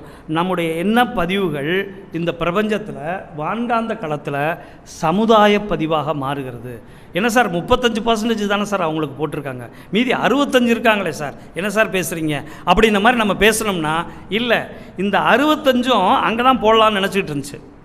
ஓகேங்களா? அது 35 போட வச்சு கொண்டு வந்துருச்சு. ஸோ அங்கே போடலான்னு நினச்சது தான் இங்கே மாற்றம். அப்போது எல்லா பக்கமுமே சமுதாய பதிவு என்பது மிக மிக சிக்கலானது, ரொம்ப நுட்பமானது. நான் தானே யோசித்தேன், என் கஷ்டம் தானே, இது எங்கே போய் இது பண்ணுறது? மாதிரி சொல்கிறாங்க, சிம்பிளாக சொல்கிறாங்க. ஒரு இது பிளாட்ஃபார்மில் பசியோடு உணவு இல்லாமல் ஒருத்தர் படுத்திருக்கான் பசியோட. அவனோட அந்த பசியோட அந்த காந்தம், அவனோட அந்த வறுமையில் ஏற்பட்ட அந்த காந்தம் மேலே ஒரு மெத்தையில் ஏசி ரூமில் படுத்து நல்லா சாப்பிட்டு செமிக்க முடியாமல் படுத்திருக்கார் பார்த்தீங்களா, அவரோட தூக்கத்தை கெடுக்குங்கிறார். பட்டர்ஃப்ளை எஃபெக்ட் மாதிரி இங்கே பசியோடு இருக்கவனோட அந்த தூக்கம், கெட்ட தூக்கம், உணவு சாப்பிட்ருந்தோம் எவ்வளவு சொஃபிசிகேட்டடாக வாழ்ந்துட்டு இருக்கனுடைய தூக்கம், இதுதான் சமுதாய பதிவு. இந்த உலகம் முழுவதுமே இன்றைக்கி நமக்கு தெரிஞ்சு பொதுவாக 40 கோடி பேருக்கு மேலே இரவு உணவு இல்லாமல் தூங்குறதா சொல்கிறாங்க. அப்போ அந்த பதிவுகள்லாம் நம்மளை என்ன செய்யும், கட்டாயமாக தாக்கத்தான் செய்யும். அதனால தான் நாம் என்ன செய்கிறோம் அப்படின்னு, நாம் போய் எப்படிங்க சரி பண்ணுறதுன்னு நீங்கள் கேட்கலாம். நாம் எப்படி போய் சரி பண்ணுறதுன்னு கேட்கலாம். மகரிஷி பாருங்கள், சும்மா இருப்பார் அந்த மனுஷன், அதுக்கு தான் ஒரு அழகான ஒரு வழி சொல்லிட்டு போயிருக்கார். என்ன அப்படின்னு கேட்டால், காயகல்பம் தான் அவருக்கு வழினார். காயகல்பம் இதில் எப்படி வழி இருக்கும் அப்படிங்கும்போது அவர் சொல்கிறாரு, காயகல்பத்தை மட்டுமே நம்முடைய United nation world health organisation மூலமாக நம்ம இந்த உலகம் பூரா பரப்பிட்டா உணவு சாப்பிட்றது பாதியாக குறைஞ்சிரும். இந்த உணவு பற்றாக்குறை இந்த உலகம் முழுவதும் இல்லாமல் போயிருங்கிறார். அவ்வளோதான், முடிஞ்சு, சிம்பிளாக முடிச்சிட்டார். ஸோ காயகல்பம் செய்யக்கூடிய விஷயம் எவ்வளோ பெரிய ஒரு விஷயத்தை, அது சொல்யூஷன் இல்லாமல் மகரிஷி எப்போதும் எதையுமே பண்ண மாட்டாங்க. அதனால் இந்த சமுதாய பதிவு என்பது மிக உயர்ந்த ஒரு விஷயம். அது இந்த சமுதாயம் மட்டும் இல்லை, இந்த உலகத்திற்கே அது பொருத்தமானது. அடுத்ததுங்க. ஸோ நம்மை பொறுத்தளவுக்கு அந்த பதிவுகள் எப்படி நடக்குது, நம்முடைய உயிர் சக்தியில் ஒரு செயல் எப்படி ஒரு அலையை உருவாக்குது, அந்த அலை எப்படி நம்ம புலன்களில் பதிஞ்சு இப்படி ஒவ்வொரு இடங்களாக பதிஞ்சு அது தரப்பதிவாக மாறி மீண்டும் மீண்டும் நமக்குள்ளே அது எப்படி பிரதிபலிக்குதுன்னு சொல்லக்கூடிய ஒரு விஷயத்தை தான் நமக்கு சொல்கிறாங்க. ஸோ உயிர் சக்தியில் விரிவு சுருக்க பதிவாக காந்த அலையின் அழுத்தத்திற்கேற்ப எப்படி பதியுதோ அதே சூழ்நிலை வரும்போது, அதே அந்த தூண்டுதல் வரும்போது அது என்ன செய்யும், மீண்டும் அந்த பதிவை ஏற்படுத்திடும். நம்ம சாப்பிட்ட ஒரு மாங்காய், எப்போதோ சாப்பிட்ட ஒரு மாங்காய் நமக்கு டபக்குன்னு அதை நினைக்கும் போது, எங்கேயோ ஒரு தோற்றத்தை பார்க்கும்போதோ இல்லை மாங்கான்னு யாராவது பேசும்போதோ டக்குன்னு நாக்கில் எச்சில் ஊற வைக்குது. ஏன் அப்படின்னா உள்ளே இருக்க அந்த பதிவுகள், அந்த பதிவுகள் என்ன செய்யுது அப்படின்னா நமக்கு அந்த செயலையோ அந்த செயலை செஞ்சதற்குரிய சமமான வேலையோ செய்ய வைக்குதுங்கிறாங்க. அதுதான் நம்ம சொல்கிறோம். அடுத்ததுங்க. ஸோ எண்ணத்தின் பதிவுகள் நிறைய சொல்லுவாங்க எல்லாருமே, எண்ணம் சொல் செயல். ஆனால் எண்ணமே எப்படி பதிவாக மாறுகிறது, அதில் மகரிஷி சொல்லக்கூடிய அந்த நுணுக்கம் ரொம்ப ரொம்ப ஹைடெக்காக இருக்குது. எண்ணமே, அதாவது ஒரு செயலுக்கு தான் பௌதிக சக்தி விளக்கம் சொல்லுது. நீ செயலை செஞ்சேன்னா அதோட விளைவு வரும், அந்த விளைவு உனக்கு இன்னொரு பதிவாக மாறும். அப்போ அந்த செயலும் விளைவும் உனக்குள்ளே இருக்கும். அதை தான் ஆராய்ச்சி, தெளிவு, முடிவுன்னு சொல்லுவாங்க. அப்போது இந்த விஷயத்தில் நம்ம என்ன செய்கிறோம், ஒரு சில விஷயங்களை எண்ணமாக நினைக்கிறோம், அதுக்கப்புறம் விட்டுட்டோம். இப்போ நான் உங்களுக்கு சொன்னேன் பார்த்தீங்களா, அருட்காப்பு வீட்டில் இருக்காங்க, அவங்க வெளியில் போயிருக்கார் அவர். இப்போது அவர் கொஞ்சம் வர்றதுக்கு லேட் ஆகுது. எங்கே அந்த மனுஷன் போனார், செல்ஃபோனையும் எடுக்காமல் போயிட்டார். நம்மளுக்கு அதிலெல்லாம் ட்ரிக்காக இருப்பாங்க. அவங்க விவரமான இடத்துக்கு போனாங்கன்னு வச்சுக்கோங்க, இவங்களுக்கு பிடிக்காத இடத்துக்கு போனாங்கன்னா செல்ஃபோனை வச்சுட்டு போயிடுவாங்க. ஓகேங்களா? இல்லைன்னா போனதுக்கப்புறம் மேக்ஸிமம் சார்ஜ் போடாமல் செல்ஃபோன் எடுத்துகிட்டு போவாங்க. ஏன்னா எல்லாம் பிடிக்கிற மாதிரி பண்ண முடியாதுல்ல, அதுக்காக என்ன செய்கிறாங்க, இந்த மாதிரி பண்ணுறாங்க. அப்போ இவங்க கூப்பிட்டு வெளியேணுன்னே டபக்குன்னு மனம் பதறுது, செல்ஃபோனையும் எடுத்துகிட்டு போகல, என்னாச்சு ஏதாச்சு, எங்கே போயிருக்காரு, வரலையே இன்னும், அந்த டிலே. ஏன்னா பெண்களுக்கு எப்போதும் வீட்டில் இருந்தால் கூட பேச மாட்டாங்க, ஆனால் ஆள் வீட்டில் இருக்கணும். ஏன்னா ஏதாவது திட்டுறதுன்னா யார் மேலாவது பழி போட ஆள் வேணுமா வேணாமா, அதுக்கு தான், வேறு ஒன்றும் இல்லை. ஸோ ஒரு அம்மா போலீஸ் ஸ்டேஷனில் கம்ப்ளைண்ட் கொடுக்க வந்துச்சு, மாமியாரை காணாங்க 2 நாளாக கண்டுபிடிச்சி கொடுங்கன்னுச்சு. அந்த லேடி இன்ஸ்பெக்டருக்கு ஆச்சரியமாகி போச்சு. எப்படிம்மா மாமியாரெலாம் தொலைஞ்சா சரின்னு இருப்பாங்க, நீ என்னம்மா காணன்னு? இல்லைங்க, பாதி சண்டை தான் முடிஞ்சிருக்கு, இன்னும் மீதி சண்டை கொஞ்சம் பாக்கி இருந்துச்சு, அதுக்குள்ளே அந்த அம்மா எஸ்கேப் ஆயிடுச்சு, மீதியை முடிக்கணும், ஃபினிஷ் பண்ணணும்னு கூப்பிட்டுச்சான். அதுபோல் நம்மளோட விஷயங்கள்லாம் அப்படித்தான் இருக்குது. நிறைய விஷயங்களை நம்ம சண்டையை தொடர்றதுக்கு கேட்குறதுக்காக மேக்ஸிமம் பாருங்கள், ஆண்களுக்கு தெரியும், நம்ம வீட்டில் இருக்கோம் பேச மாட்டாங்க, அவங்க பாட்டுக்குள்ளுக்குள்ளே பேசிகிட்டு இருப்பாங்க. அவங்க பாட்டு அவங்கள பொறுத்தளவுக்கு வீட்டில் ஒரு ஆள் இருக்குது, அந்த ஆள்கிட்ட நான் சொல்லிக்கிட்டு இருக்கேன்னு அவங்க நினச்சிக்கிறாங்க. ஆனால் சில சமயம் செக் பண்ணுவாங்க, அப்போ கொஞ்சம் கவனமாக இருந்துக்கணும். அது வரைக்கும் கேட்காம 5 கூட வச்சுக்கலாம், நோ ப்ராப்ளம். ஆனால் அவங்க கேட்கும்போது கவனமாக இருக்கணும். கேட்பாங்க, நான் என்ன சொன்னேன்னு தெரியுதுமா, அவ்வளோதான். சந்தோஷமாக தலையாட்டிடணும். எங்கேயாவது கொஞ்சம் என்ன சொன்னேன்னு கேட்டோன்னு வச்சுக்கோங்க, நைட் ரசம் கூட கிடையாது, நோ சான்ஸ். அதனால் கொஞ்சம் கவனமாக இருக்கணும், எப்போதும் தலையாட்டிக்கிட்டு இருக்கணும். ஆனால் உண்மையிலேயே ரொம்ப ஆச்சரியமாக மனோதத்துவம் சொல்லக்கூடிய விஷயம் என்னென்னா, ஒரு பெண் ஒரு பிரச்சனையை பேசுகிறாங்க அப்படின்னா அந்த பிரச்சனைக்கான சொல்யூஷன் அவங்களுடைய வலது மூளை அதாவது இடது மூளை உள்ளே வாங்கி வலது மூளை சிந்திச்சதுக்கப்புறம் தான் பேச்சாவே அது மாறுதுங்கிறாங்க. அந்த பிரச்சனைக்குரிய தீர்வை அவங்க பேசுகிறாங்கன்னாவே. அதனால தான் பாருங்கள், ஒரு ஆண் பேசாமல் இருப்பான், அவனுக்கு பிரச்சனைனா, பெண் பேசாமல் இருக்க மாட்டாங்க. பிரச்சனைனா பேசிக்கிட்டே இருப்பாங்க. ஏன்? அதுக்கான அவுட்லெட்டு ஒன்று அந்த டிப்ரெஷனை போக்குறதுக்கு, இன்னொன்று அதற்கான சொல்யூஷனை சொல்லி பார்த்து கண்டுபிடிக்கிறதுக்கு. ஒன்றும் வேண்டாம், 2 வீலரில் நீங்கள் ஒரு கல்யாண மண்டபத்துக்கு போங்க, பின்னாடி உட்காந்துருப்பாங்க, இங்கே கொஞ்சம் நிறுத்துங்களேன் நான் கேட்குறேம்பாங்க. ஆனால் நம்ம என்ன செய்வோம், அப்படி தோராயமாக தப்பன்னு போய்கிட்டே இருப்போம். அந்த கல்யாணம் அங்கே தான் இருக்கும், 3 தடவை அங்கேயே சுற்றிருப்போம். கேட்குறது நமக்கு ஒரு பிரச்சனை. ஆனால் அவங்க ஒரு மளிகை கடை எங்கே ஒருத்தர் நின்னா கூட அண்ணே இந்த மண்டபம் எங்கன்னேன்னு கேட்டுருவாங்க. ஏன்னா அவங்கள்ட்ட உள்ள விஷயம் என்னென்னா கரெக்டான இடத்துக்கு போய் சேரணும். இவ்வளோ தூரம் பார்த்து நேற்று கூட எங்களோட 5 தலைவர்களில் ஒருத்தரோட கல்யாணம், அவங்க வீட்டு கல்யாணம் போயிருந்தோம். நிறைய அங்கங்கே நின்று எங்கள் ஆளுங்க பூரா மன்றத்திற்குள்ளே ஃபோட்டோ எடுத்துக்கிட்டே இருந்தாங்க. நான் மெல்ல கேட்டேன், நம்ம ஆளுகளும் இப்படி வந்து நின்றுக்கிட்டு மேடைக்கிட்டே இங்கேயும் எடுத்துக்கிட்டே இருந்தால் என்ன அர்த்தம்? ஒரு தடவை எடுத்தால் வந்துட வேண்டியதானண்ணா. சார் நீவி 2 மணி நேரமாக கட்டியிருக்கோம், அப்புறம் அங்கே வந்து ஃபோட்டோ எடுக்கலைன்னா என்ன அதுக்கு அதை போய் கட்டிட்டு வரணும் அப்படின்னாங்க. சரிதான், நீங்கள் நின்றுங்க, நானும் 2 எடுத்து கொடுத்தேன். பிரச்சனை முடிஞ்சு உடனே ஷேர் பண்ணிடுங்க சார், மறந்துடாதீங்கன்னாங்க. பண்ணிட்டு தான் வந்தேன். உடனே நன்றி போட்டிருந்தாங்க. இப்போ தான் தெரியுது இதெல்லாம் செஞ்சோம்னா நல்ல பேர் கிடைக்குதுன்னு. தெரியாமல் போச்சு ரொம்ப காலமாக. அது ஒரு 40-50 வருஷமாக போயிடும் போல இன்னும் கொஞ்சம். அதனால் எப்போதும் நாம் என்ன செய்யணும், பிறரை மகிழ வைக்கக்கூடிய சின்ன விஷயங்கள் கூட அற்புதமான விஷயங்களாக இருக்குது. ஸோ நமக்கு எண்ணத்தின் பதிவுகளுங்கும்போது என்ன அப்படின்னா, மறுசி சொல்கிறாரு, ஒருத்தன் வந்து எதிர்பாராமல் வந்து வண்டியில் மோதிட்டான்.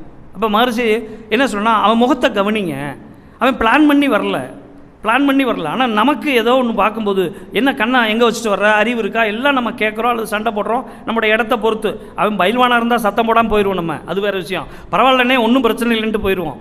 அவன் கொஞ்சம் சாதாரணமான இருந்தால் கேட்குறோம். அப்போ அவன் ஏன் வந்து நம்ம மேலே மோதுனான் அப்படிங்கும்போது மாறு சொல்கிறாரு, எங்காவது எப்போதாவது மோதிருவோன்னு சொல்லக்கூடிய அவனோட பதிவு தான் என்ன செய்யுதுன்னா அவனை அந்த இடத்துக்கு வர வச்சுருக்கு.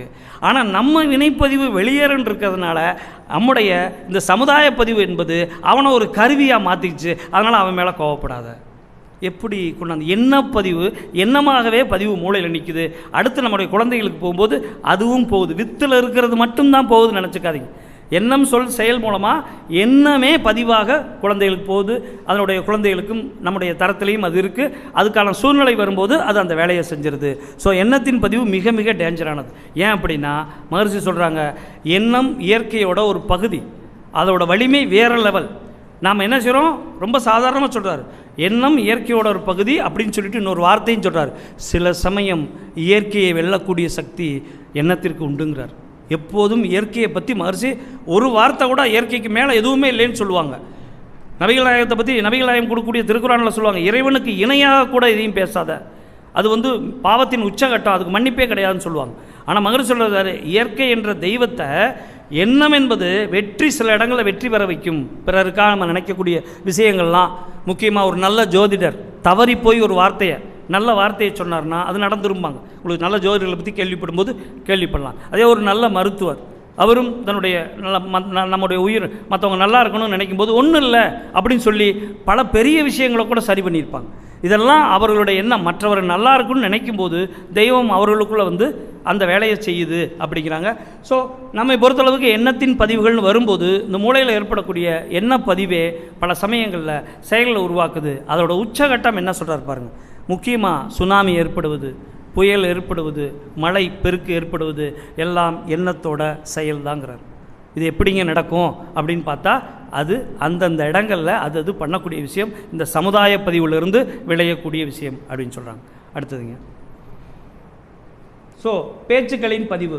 மகர்ஷி அதை எப்படி அந்த நாக்கை நம்ம அசைச்சு ஒரு வார்த்தை பேசும்போது நாக்கின் இயக்கப்பதிவு, உடல் முழுவதும் ஒளி அலைப்பதிவு, அப்படியே வரிசையாக வர்றாங்க.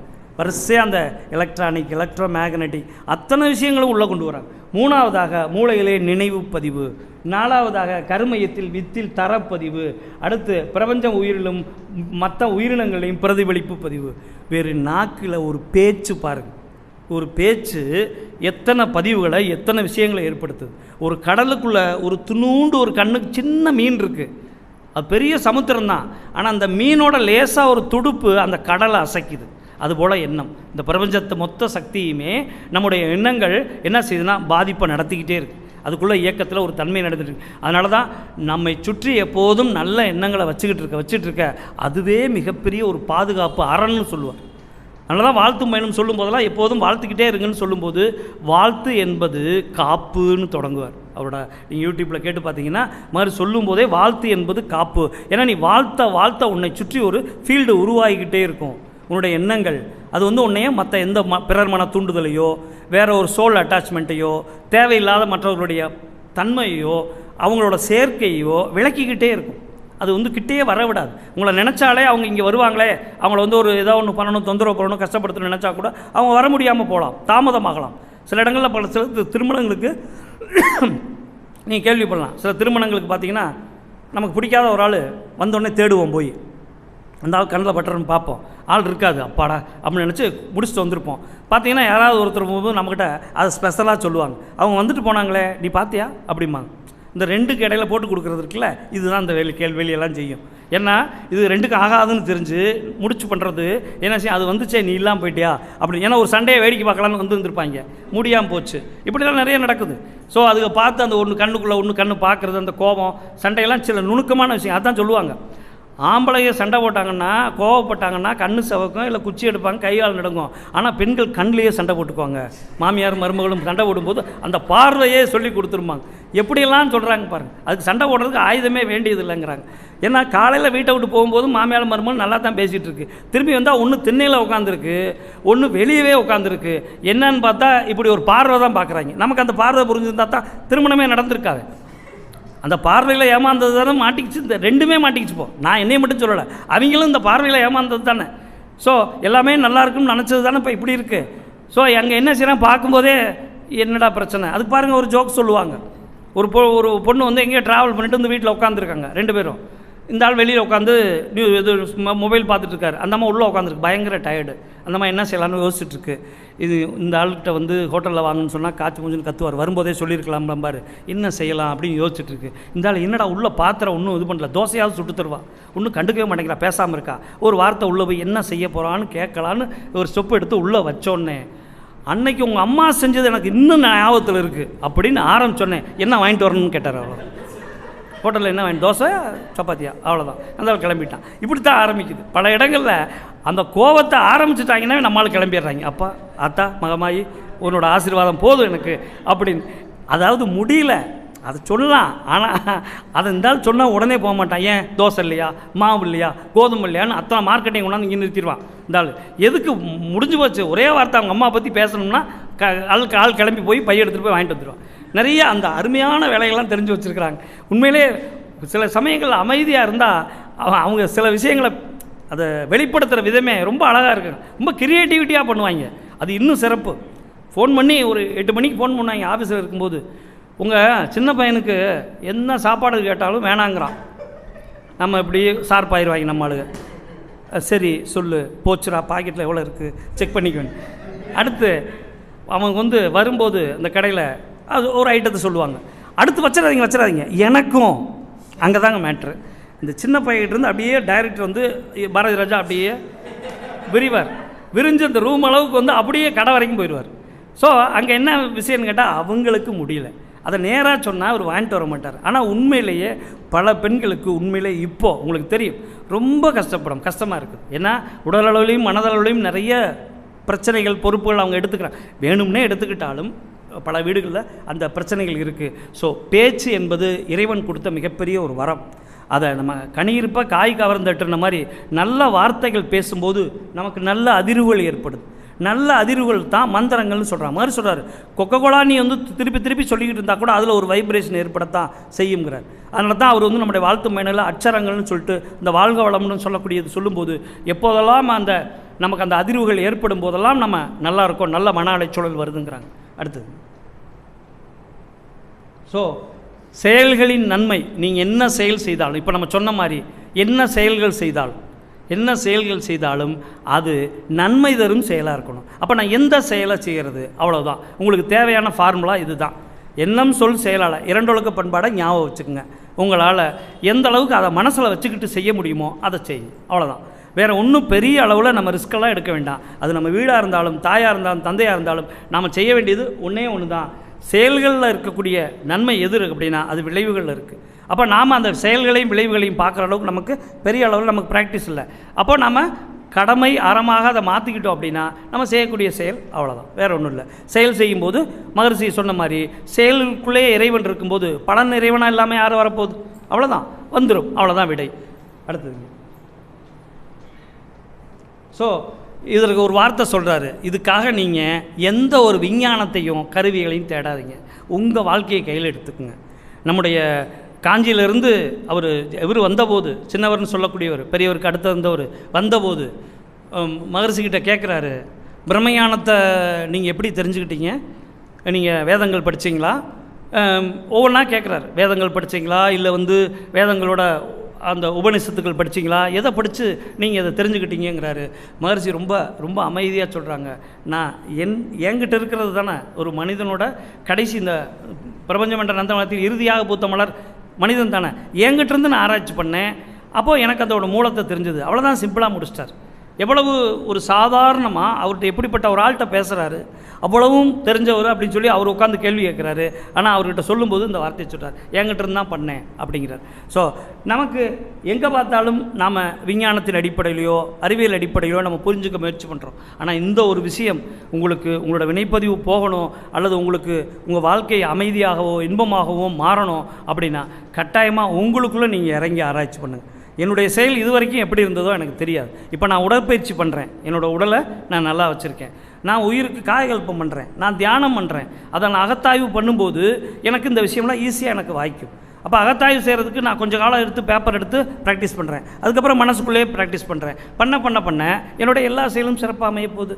நான் எந்த கஷ்டம் இல்லை. ஏன்னா மற்றவர்களுக்கு வேணால் 1000 காரணம் இருக்கலாம், ஆனால் எனக்கு ஒரே ஒரு காரணம், கடமை அறமாக இரண்டொழுக்க பண்பாட்டோட விதியின் அடிப்படையில் நான் செஞ்சேன்னா என்னோடய விளைவு ஒருபோதும் தப்பாது. ஏன்னா இயற்கையோட நியதி என்னென்னா, இரண்டொழுக்க பண்பாடுபடி பண்ணால் இயற்கையோட நியதி நன்மையாக மட்டும்தான் அமையும், வேறு ஒன்றும் இல்லை. அது கூட சில சமயம் சொல்லுவாங்க சில பேர், ரொம்ப சில விஷயங்கள்லாம் வருத்தமான விஷயங்களாக இருக்குது, சில விஷயங்கள்லாம் கஷ்டமாக இருக்குது. ஒரு டாக்டர் ஒரு கட்டி இருக்குது அப்படின்னு ஆப்ரேஷன் பண்ணுறாரு அப்படின்னா நிச்சயமாக அந்த கட்டியை அறுப்பார், ஊசி போடுவார், வலிக்கும், எல்லாம் தான். ஆனால் ஒரு நோயிலிருந்து நம்ம என்ன செய்கிறோம், காப்பாற்றப்படுறோம். அப்போ அந்த வலிங்கிறது நமக்கு இயல்பான ஒரு விஷயந்தான். அப்போது ஒன்று வாங்கினா ஒன்று இலவசம் மாதிரி, அது நடத்துறது மாதிரி இயற்கை எப்போதும் சில விஷயங்களை துன்பமாக கொடுக்குது அப்படின்னாலும் அது ஒரு படிப்பினையாக இருக்கும். அது நமக்கு எங்கேயாவது ஒரு இடத்துல தேவைப்படும். அதனால் துன்பத்தை துன்பமாக மட்டும் எடுத்துக்காமல் நீங்கள் இன்பமாகவும் எடுத்துக்க வேணாம். ஆனால் நீங்கள் இந்த ஒழுங்கு அறத்தில் நினச்சதை பண்ணுங்கள், அது எப்போதும் துன்பமாக வராது. அடுத்தது,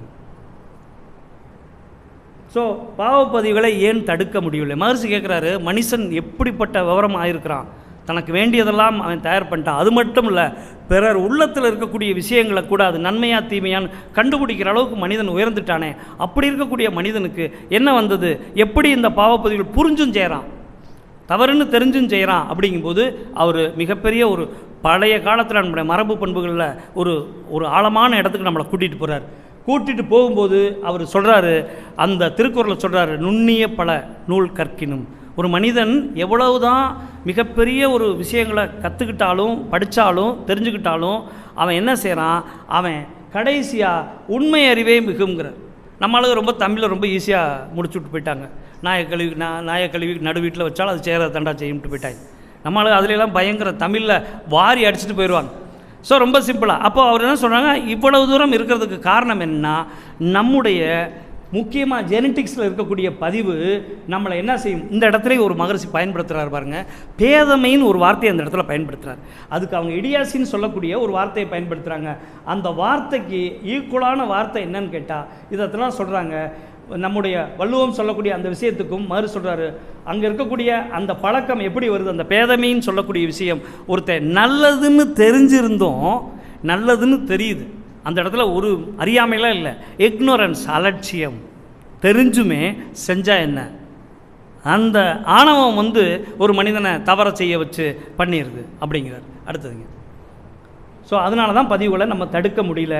இயற்கை வளங்கள் அனைத்தையும் தன்னுடைய வளங்களாக இன்றைக்கி மனுஷன் மாற்றிருக்கான். ஆனாலும் அவனுடைய தவறுகள் மீண்டும் வந்துக்கிட்டே இருக்குது. அப்படியும் அவனோட ஆற்றலை தவறாக பயன்படுத்துகிறான். அடுத்ததுங்க, ஸோ காரணம் சொல்கிறார் பாருங்கள்.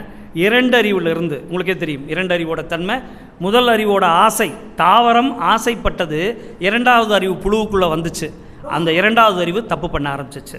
அந்த 2வது அறிவிலிருந்து 5 அறிவு வரைக்கும், 5 அறிவிலிருந்து 6வது அறிவோட முதல் மனிதனிலிருந்து இன்றைக்கி இருக்கிற மனிதன் வரைக்கும் அவனோட எல்லா பதிவுகளும் உள்ளே இருக்குது.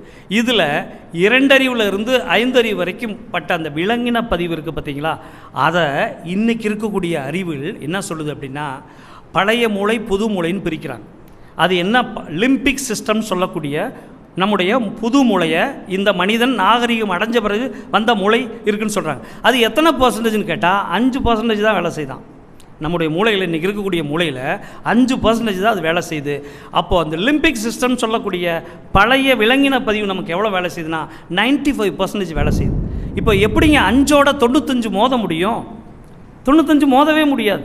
விலங்கின பதிவுங்கிறது உடல் உணர்ச்சிகளோட சம்மந்தப்பட்டது. டக்குன்னு இன்றைக்கி கையை நீட்டுறோம் நம்ம குழந்தைகள்கிட்ட, நம்ம பெற்ற குழந்தைங்க, ஆனால் நம்ம கையை நீட்டுறோம், டக்குன்னு அடிச்சுப்படுறோம், இல்லைன்னா அடி பிச்சுப்படுவேன் அப்படின்னு சொல்கிறோம். அது எப்படி நம்ம முகம் மாறுது? நம்ம ஏன் தண்டிக்கணும்னு நினைக்கிறோம். அப்போ அதை அடிச்சுவிட்டோம், அழுகுது, குழந்தை படுத்துருக்கு, தூங்குது, பார்க்கும்போது பாவமாக இருக்குது. இந்த பிள்ளைய போய் இந்த பிள்ளைய போய் அடிச்சு விட்டோமே, இவ்வளவு மோசமாக இருக்கிறமேம்மா அப்படின்னு சொல்லி.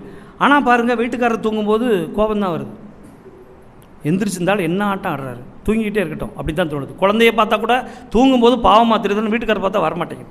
ஏன்னா நம்மளோட மூத்தவரில் நம்மளை எப்போ பார்த்தாலும் டாமினேட் பண்ணிக்கிட்டே இருக்காருங்கிற எண்ணம் கூட சில சமயங்களில் அந்த மாதிரி வருது.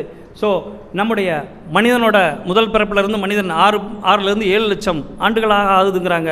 அப்போ ஒவ்வொரு மனிதனுக்குள்ளே இருக்கக்கூடிய அந்த விலங்கின பதிவு என்னெல்லாம் செய்யுதுன்னு சொல்லும்போது அவர் சொல்கிறாரு, முக்கியமாக 4 விஷயங்களை மனிதனுக்குள்ளே அடக்கி வச்சுருக்கு. அது என்னன்னு கேட்டிங்கன்னா, மனிதன் விலங்கினத்திட்டிருந்து பறித்துண்ணும் பழக்கத்தை அந்த 95% அந்த மூளை லிம்பிக் சிஸ்டம் சொல்லக்கூடிய பழைய மூளை வச்சிருக்கிறதுனால தான் இந்த பொருளுக்கும் புகழுக்கும் அதிகாரத்திற்கும் புலனின்பத்திற்கும் மனிதன் அடுத்தவனை துன்பப்படுத்துகிறான், பாயிண்ட் அவுட் பண்ணுறான். அந்த புத்தி தான் அவனுக்கு அதை பண்ணுது அப்படிங்கிறாங்க. அடுத்ததுங்க, இது இல்லையா, அடுத்தது இருட்டு தானே, ரைட், இருள் தான். ஸோ நம்மை பொறுத்தளவுக்கு வேதாத்ரி மகரிஷியோட இந்த சிறுமூளையும் நம்ம சொல்லக்கூடிய பெருமூளை, மேல்மூளை, நடுமூளை, நம்முடைய ஆழ்மனம் சொல்லக்கூடிய இத்தனையை பிரிக்கும்போது, ஆனால் விலங்கின பதிவுன்னு வரும்போது இந்த 2 மூளை தான் வேலை செய்யுது.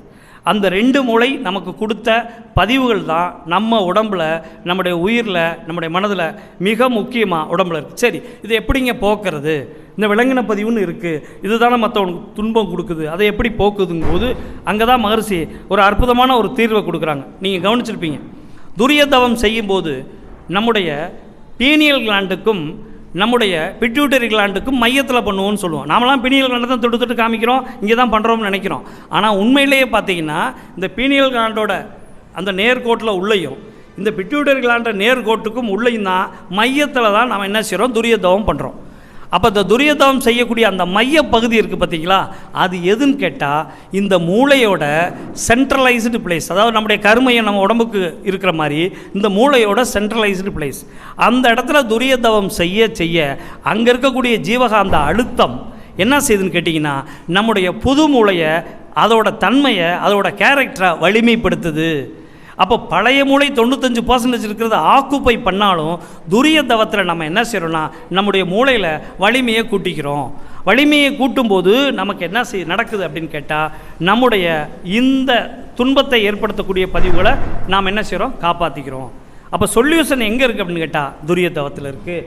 துரிய தவத்தில் இருக்கக்கூடிய அந்த சொல்யூஷனை பயன்படுத்தி தான் நம்ம என்ன செய்கிறோம்னு கேட்டால், இந்த அந்த நம்முடைய பழைய மூளை புது மூளைங்கிற விஷயத்தில் துரியதவம் தான் நமக்கு மிகப்பெரிய உதவியை பண்ணுது. 3 வேலை செய்யுது, உங்கள் எல்லாத்துக்குமே தெரியும். துரியதவம் உங்களுக்கு தெரியாத ஒரு விஷயம் என்னென்னா, துரியதவத்தோட பீனியல் கிளாண்டுக்கும் பிட்யூட்டரி கிளாண்டுக்கும் மையத்தில் நம்ம பண்ணுறதுனால இந்த மூளையோட மையப்பகுதியில் நம்ம ஜீவகாந்த திணிவை அதிகப்படுத்துறதுனால நம்முடைய இந்த புது மூளைன்னு சொல்லக்கூடிய இந்த நியோ கார்டெக்ஸ்ன்னு சொல்லக்கூடிய இந்த புது மூளை வலிமை பெறுது. வலிமை பெறும்போது இந்த பழைய மூளையில் நம்ம சிந்திச்சாலும் புது மூளை மூலமாக தான் செயல் வடிவம் பெறுது. அப்போது நமக்கு என்ன செய்யுதுன்னா, என்னதான் விலங்கின பதிவு இருந்தாலும் அது தூண்டுதல் கிடைச்சாலும் நம்முடைய செயல் என்ன செய்யும், இந்த புது மூளை வழியே செயலை செய்யும்போது நம்மளால் நம்முடைய செயலை மாற்றிக்க முடியும்.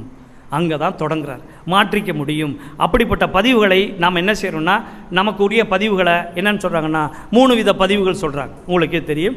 ஒன்று நம்முடைய பரம்பரையிலிருந்து வந்த சஞ்சிதம் அப்படின்னு சொல்லக்கூடியதை மூட்டைன்னு சொல்லுவார் மகரிஷி. ஏன்னா அதுக்குள்ளே உள்ள என்ன இருக்குன்னே தெரியாது.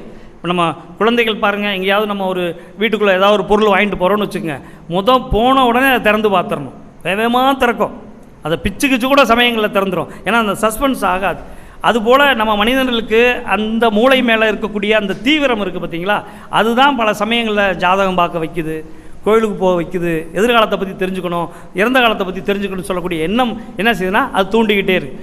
அப்போது இந்த நமக்கு இருக்கக்கூடிய அந்த மூளை தான் நமக்கு என்ன வேலை செய்ய வைக்குது அப்படின்னு கேட்டால், நம்முடைய வித்தில் இருக்கக்கூடிய பதிவு, அந்த விலங்கின பதிவு எல்லாமே நமக்கு ஒரு தூண்டுதலை கொடுத்துக்கிட்டே இருக்குது.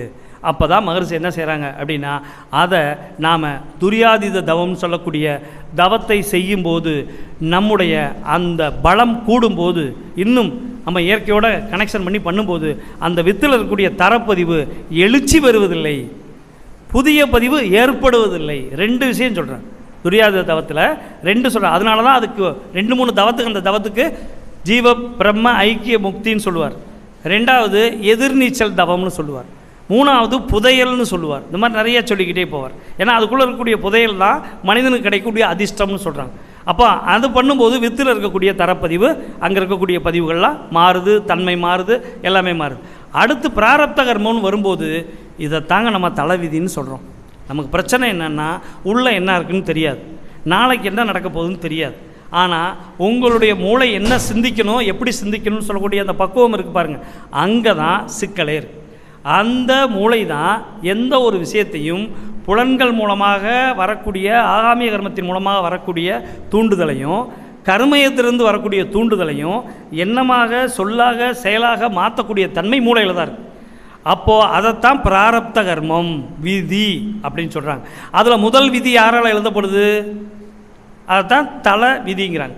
தலை அப்படின்னா அவங்க என்ன சொல்கிறாங்க, முதல்னு அர்த்தம். தலப்பிரசவம், தலை எழுத்து அப்படின்னா, தலைன்னா முதல் எழுத்து. அந்த முதல் எழுத்து யார்கிட்ட இருந்து வருது? தாய் தந்தைகிட்ட இருந்து வருது. அது எதன் மூலமாக வெளிப்படணும்? பிரெயின் மூலமாக தான் வெளிப்படணும். அதனால தான் அது தலையெழுத்துன்னு நம்ம ஆளுங்க சொல்கிறாங்க. அதனால் என்ன செய்கிறாங்க, தலையெழுத்தை மாற்ற முடியுமா, நம்முடைய கர்மாவை கரைக்க முடியுமாங்கிறதும் தலையெழுத்தை மாற்ற முடியுமாங்கிறது 2க்கும் ஒன்று தான் அர்த்தம். மாற்ற முடியும். அதுதான் மகரிஷியோட துரியதவம். துரியதவத்தில் புதிய புதிய நம்முடைய கபாட செல்கள் சொல்லக்கூடிய செல்களை நம்ம ஆக்டிவேஷனுக்கு கொண்டு வரோம். டார்மெண்ட்டாக இருக்கக்கூடியதை ஆக்டிவேஷன் பண்ணுறோம். நம்முடைய மூளைச்செல்களோட அளவையும் அதோட வேகத்தையும் தூண்டுறோம். அப்போது நமக்கு ஒரு மிகப்பெரிய ஒரு விஷயம் கிடைக்குது, அயரா விழிப்பு நிலை கிடைக்குது. அதாவது நம்முடைய புது மூளைன்னு சொல்லக்கூடிய இந்த நியோ கார்டெக்ஸ் எப்போதும் ரொம்ப ரொம்ப கவனமாக இருக்குது. அப்போ பழைய மூளையோட தூண்டுதலோ வெளியிலேருந்து வரக்கூடிய தூண்டுதல்கள் வந்து உங்களை தப்பிக்க வைக்குது, விழிப்போடு இருக்க வைக்குது. ஒரு செயலை செய்யும்போது அதை சிறப்பாக செய்ய வைக்குது. இதுதான் துரியதவத்தில் இருக்கக்கூடிய பெரிய ஸ்பெஷல். ஆகாமிய கர்மம் உங்களுக்கு தெரிஞ்சது தான் இனி நாம் செய்ய போவோம். ஆண்டாள் சொல்லும்போது அந்த 2 கர்மாவையும் என்ன செய்கிறாங்க அப்படின்னு கேட்டால், இருள் சேர் இருவினைன்னு சொல்லி வள்ளுவர் சொல்கிறார். அவங்க சொல்லும்போது போய பிழையும் புகுதருவா வினையும் அப்படிங்கிறாங்க. போய பிழைனா அவங்க 2ஐயும் சொல்கிறாங்க, சஞ்சிதத்தையும் பிராரத்தத்தையும் சொல்கிறாங்க.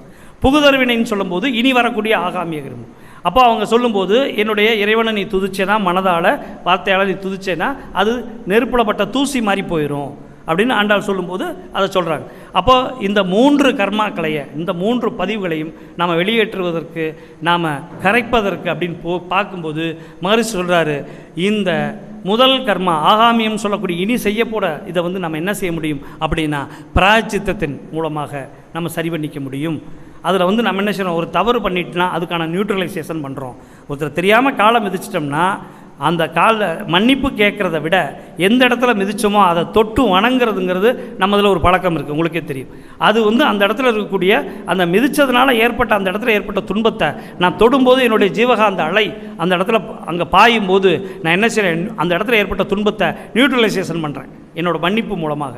அவர்களுக்கு அந்த துன்பம் ஏற்படாமல் பார்த்துக்கிறேன், அதை பண்ணுறோம். அதுபோல் நம்ம ஒரு நேரம் அதிகமாக சாப்பிட்டோம், அடுத்த நேரம் நம்ம கொஞ்சம் விரதம் இருக்கிறதோ ஏதோ பண்ணுறோம். இந்த மாதிரி சின்ன சின்ன விஷயங்கள், ஒருத்தரை திடீர்னு திட்டிட்டோம் அப்போ அவருக்கு ஆறுதல் சொல்கிறது, இந்த மாதிரி சின்ன விஷயங்கள் நம்ம தேடிக்கக்கூடியது தான் இந்த விஷயம்.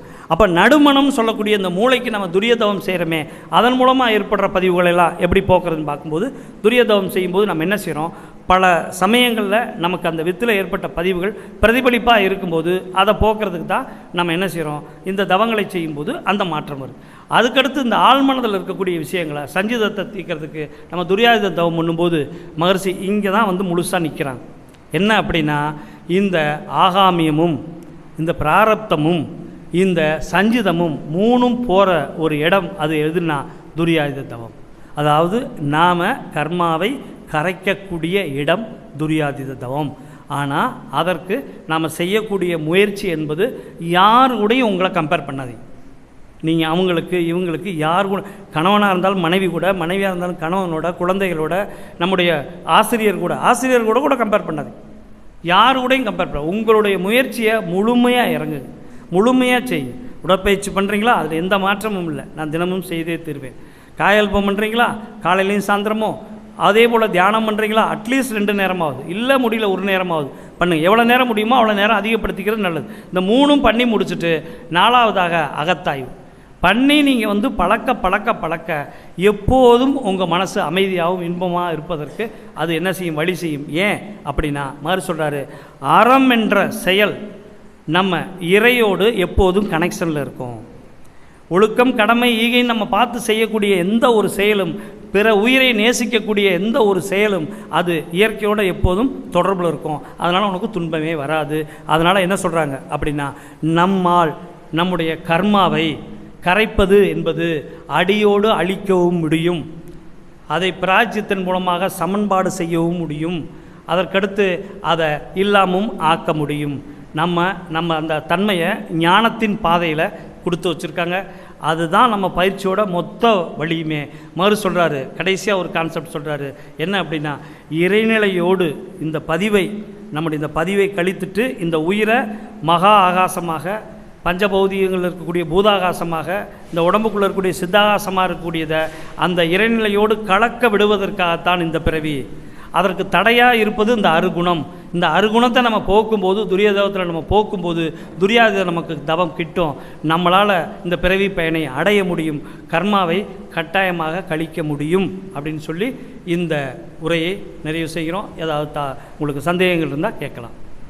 வாழ்க வளமுடன்.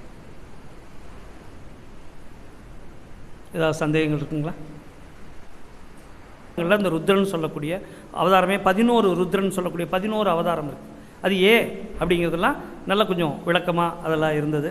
சரி, பரவாயில்ல, அதனால ஒன்றும் இல்லை, நம்ம இன்னொரு முறை பார்க்கலாம்.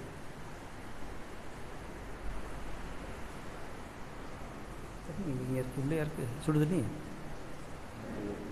ஓகே, ஒன்றும் அவசரம் இல்லை, பொறுமையாக.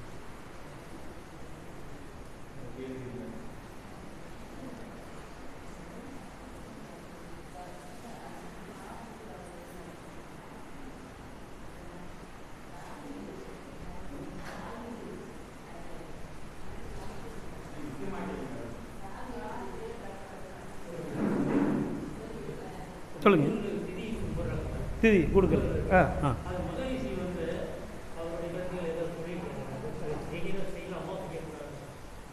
அதாவது நிறைய சொல்லியிருக்காருங்க. அதான் நான் சொன்னேன் வந்தோடனே, பிறப்புக்கு முன்னும் இறப்புக்கு பின்னும் உயிரின் நிலைன்னு ஒரு புத்தகம் இருக்குது. அது அப்புறம் மனவளக்கலையில் 2nd 3rd அதுலேயும் பார்த்தீங்கன்னா இறந்த பிறகு ஒரு ஆன்மாவோட நிலை என்னன்னு சொல்கிறார். அப்படி சொல்லும்போது அந்த ஆன்மா முதல்ல இறந்த உடனே அந்த இரத்த தொடர்புடையவர்கள்ட்ட தேர்ந்துருதுங்கிறார். அதாவது இயற்கையாக இப்போ இறந்து போன ஒரு ஆன்மா அப்படிங்கும்போது வெளியில் திதி கொடுத்து என்ன பண்ண, அவங்க நமக்குள்ளே இருக்காங்க.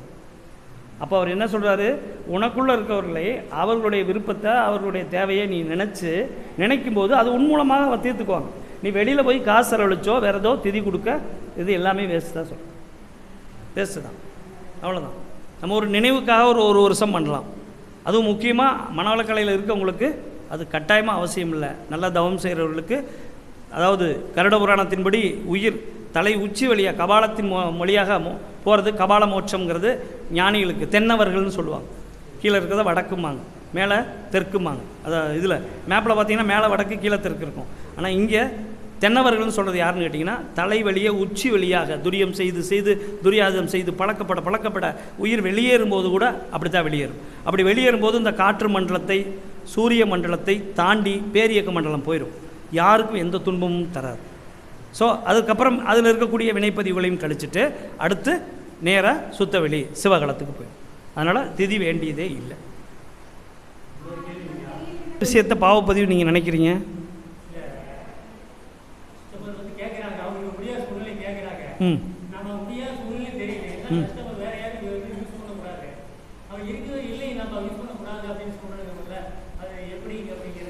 இப்போ நம்ம ஒரு இடத்துல ஒர்க் பண்ணுறோம், அந்த இடத்துல சம்பளம் வாங்குகிறோன்னு வச்சுக்கோங்க.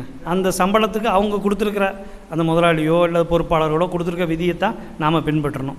அதுக்கு ஏற்றதாக பொருத்தமாக இருந்துச்சுன்னா அதை செய்யலாம், இல்லைன்னா நம்ம செய்கிறதுக்கு முடியாது. காரணம் நம்மளோட விஷயம் கிடையாது. இப்போ என் பாக்கெட்டில் ஒரு பணம் இருக்குது, யாராவது கேட்டாங்கன்னா கொடுக்குறதுக்கு எனக்கு உரிமை இருக்குது. ஆனால் இன்னொருத்தர் பணம் என் பாக்கெட்டில் கொடுத்து வச்சுருக்கும்போது அதை கொடுக்க எனக்கு உரிமை இல்லை. அதனால் அந்த இடத்துல எது பொருத்தமோ, எது சரியோ, யாருக்கும் துன்பம் இல்லாமல் இருக்குது அப்படின்னா அதை செய்யலாம், வேறு வழி இல்லை. இந்த பக்கம் நோய் தான் நம்ம கேட்குறீங்க. அது முதல் விஷயமே அதுதான். நமக்கு வினைப்பதிவே தேகம் கண்டாய், ஒரே வார்த்தை.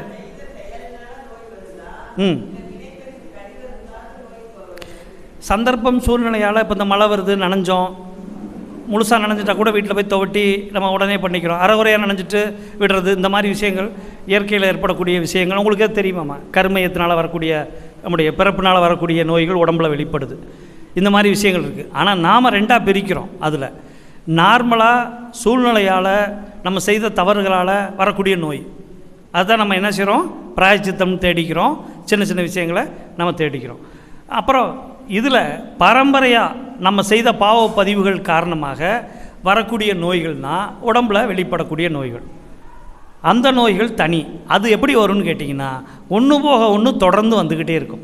வினைப்பதிவின் அடையாளம் என்னன்னு கேட்டால், மேக்சிமம் ஒரு நோய் மறைமுகமாக இருக்கும், ஒரு நோய் வெளிப்படையாக வரும், இந்த மாதிரி தொடர்ந்து வந்துக்கிட்டு இருக்கும். அதனால தான் உடலில் நோய், உள்ளத்தில் களங்கம், மனதில் குழப்பம், அந்த வரிசை அதுக்குள்ளே வர்றது, வாழ்க்கையில் சிக்கல் அப்படின்னு.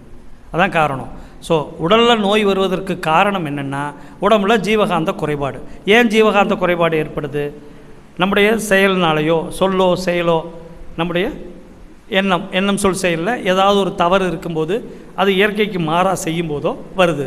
இன்னொன்று கர்மயத்தின் மூலமாக, இன்னொன்று கோள்களோட இயக்கத்தின் காரணமாக, மூணாவது சந்தர்ப்பத்தினால் அதெல்லாம் வருது. அதனால் உடலில் நோய் வருவது என்பது என்னன்னு கேட்டால், நம்முடைய இயற்கைக்கு மாறான முரண்பாடான ஏதாவது ஒரு விஷயம் உடம்பில் ஏற்படும் போது நோயாக மாறும். அதிலும் நல்ல வேளை அந்த கேள்விக்கு பதில் வரும்போது அது முக்கியமானது. தீராத நோய்களும் பரம்பரை நோய்களும் துரியாத தவத்தில் நீண்ட நாள் நோய் கூட கட்டாயமாக அடியோடு அடிதல்ங்கிறார். துரியாத தவத்துக்கு அவ்வளோ முக்கியத்துவம் சொல்கிறார். ஸோ தவத்தின் மேன்மையில் மனவளக்கலை ஃபஸ்ட்டு படிச்சிங்கன்னா அந்த துரியாத தவத்தோட பலன் படித்து பாருங்கள். ரொம்ப ஆச்சரியமாக இருக்கும். எப்படி இவ்வளவு தீர்மானமாக மகரிஷி சொல்கிறாங்க. எல்லாரும் ஒரு கைவிடப்பட்ட சூழ்நிலையில் நம்ம சில விஷயங்களுக்கு வருந்தும் போது அவர் சொல்லக்கூடிய விஷயம் வேத வாக்கு மாதிரி இருக்கு. ரொம்ப ஆச்சரியமாக இருக்கும். திருப்பி திருப்பி நீங்கள் அதை படித்து பார்த்துக்கிட்டே இருங்க ஒவ்வொரு வரியும். இன்னும் சொல்லப்போனால் நான் என்னோடய ஸ்டைலில் எழுதி பார்ப்பேன், படிக்க மாட்டேன். ஏன்னா படித்தோம்னா என்ன நீங்கள் மனநிலையில் இருக்கீங்களோ அதை மட்டும் தேடிட்டு போயிடுவீங்க. ஆனால் எழுதும்போது, இப்போ நான் சொன்ன மாதிரி நிறைய வார்த்தைகளை எழுதும்போது தான் நமக்கு என்ன ஆச்சரியமாக இருக்குது அப்படின்னு கேட்டால், அதில் உள்ள நுணுக்கம். ரெண்டாவது இன்னொரு விஷயம், தமிழை, ஆன்மீக தமிழை நல்லா கற்றுக்குவீங்க, ரொம்ப அற்புதமாக கற்றுக்குவீங்க. அந்த இடத்துல ஒரு இடத்துல புரியலைன்னா அந்த இடத்துல இங்கிலீஷ்லேயும் ப்ராக்கெட்டில் கொடுத்து வச்சுருக்கார். அதனால் எவ்வளவு ஆச்சரியம். இப்போ இந்த பிஹெச்டி ஃபில் பண்ணுறவங்களுக்கு தெரியும், நீங்கள் தேடவே வேண்டியதில்லை. அதை ஒழுங்காக திருப்பி திருப்பி திருப்பி வாசிங்கன்னா உங்களுக்கான சொல்யூஷன் உள்ளே இருக்கும் அந்த விஷயத்தில். ஸோ நம்மை பொறுத்தளவுக்கு அதுக்கு நமக்கிட்ட இருக்கக்கூடிய பெரிய தகுதி நம்முடைய தவம். மனம் கூர்ந்து போக போக போக அவர் என்ன நிலையில், என்ன மனநிலையில், என்ன ஃப்ரீக்குவன்சியில் அதை சொன்னாரோ அது நமக்கு அப்படியே வந்துடும். அவ்வளோதான், வேறு ஒன்றும் இல்லை. அதனால் நம்ம ரொம்பலாம் கஷ்டப்பட வேண்டாம். மற்ற ஞானிகள் மாதிரி மறைச்சு ஒன்று மறைக்காமல் ஒன்று அப்படிலாம் அவர் சொல்லலை. நமக்கு எவ்வளவு முடியுமோ அவ்வளோ எளிமையாக்கியிருக்கார். ஓகேங்கம்மா, வேறு ஏதாவது கேள்வி இருக்குங்களா? அதுதான் அந்த வளர்ச்சி அப்படின்னு சொல்கிறது. உண்மையிலேயே அது சந்தோஷமான விஷயம். அது மட்டும் இல்லை, புதிய அன்பர்கள் வந்தாலும் நமக்கு ஆசிரியர்களுக்கு புரிய அவங்க கேள்வி கேட்கும்போது, நம்ம தெரிஞ்சுக்கும்போது நாமளும் இன்னும் கூர்மையாக மாறுறோம். ஏன்னா சொல்லுவாங்கள்ல மகரிஷி எப்போதும், கேள்விகள் மீது எப்போதும் தவறு இல்லை, பதிலில் வேணால் தவறு இருக்கலாம் பாரு. அதனால் தாராளமாக கேட்கலாம். அது ரொம்ப சிம்பிளாக ஒன்று சொல்லியிருக்காருமா. நல்லா மெத்தையில் படுத்துக்க சொல்கிறாரு. நார்மல் இரவு நேரத்தில் அதிகமாக இது சந்திரன் இல்லாத நேரம், அந்த காலகட்டத்தில் இது உங்களுக்கு தெரியும்ல, சந்திரன் அந்த வளர்விலை தேய்விரை சந்திரன் இருக்கும்போது நல்ல வானம் பளிச்சுன்னு இருக்கக்கூடிய அந்த சமயத்தில் பாருங்கள். பார்க்கும்போது நீங்கள் ஒரு மெத்தையில் படுத்துருக்கீங்க அப்படின்னா அரை வெட்டமாக அப்படியே பாவனை பார்க்குறீங்க. ஏன்னா அவங்க கண்ணுக்கு தெரியுது, இந்த பக்கம் இந்த எண்டு தெரியுது. அதை அப்படியே என்ன சொல்கிறாருன்னா, கீழேயே அந்த அரை வட்டத்தை முழுசாக ஃபில் பண்ணிக்கிங்க பாவனையாக. ஏன்னா உண்மை தான், பூமி அந்தரத்தில் தான் இருக்குது, பிரபஞ்சத்துக்குள்ளே தான் பூமி இருக்குது, அந்த பிரபஞ்சத்தை பாவனை பண்ணுறோம். அப்போ மேலேயும் இருக்குது கீழேயும் இருக்குது. நான் அந்தரத்தில் இருக்கேன், இந்த பிரபஞ்சத்துக்குள்ளே ஒரு பகுதியாக இருக்கேன்னு நீங்கள் பாவனை பண்ணுனா அதுதான். நம்ம இதில் கூட ஒரு பேராசிரியர் சொல்லுவார், அந்த அனுமானம் பண்ணுனா. இதில் கூட கிருஷ்ணர் அவருக்கு அர்ஜுனனுக்கு அந்த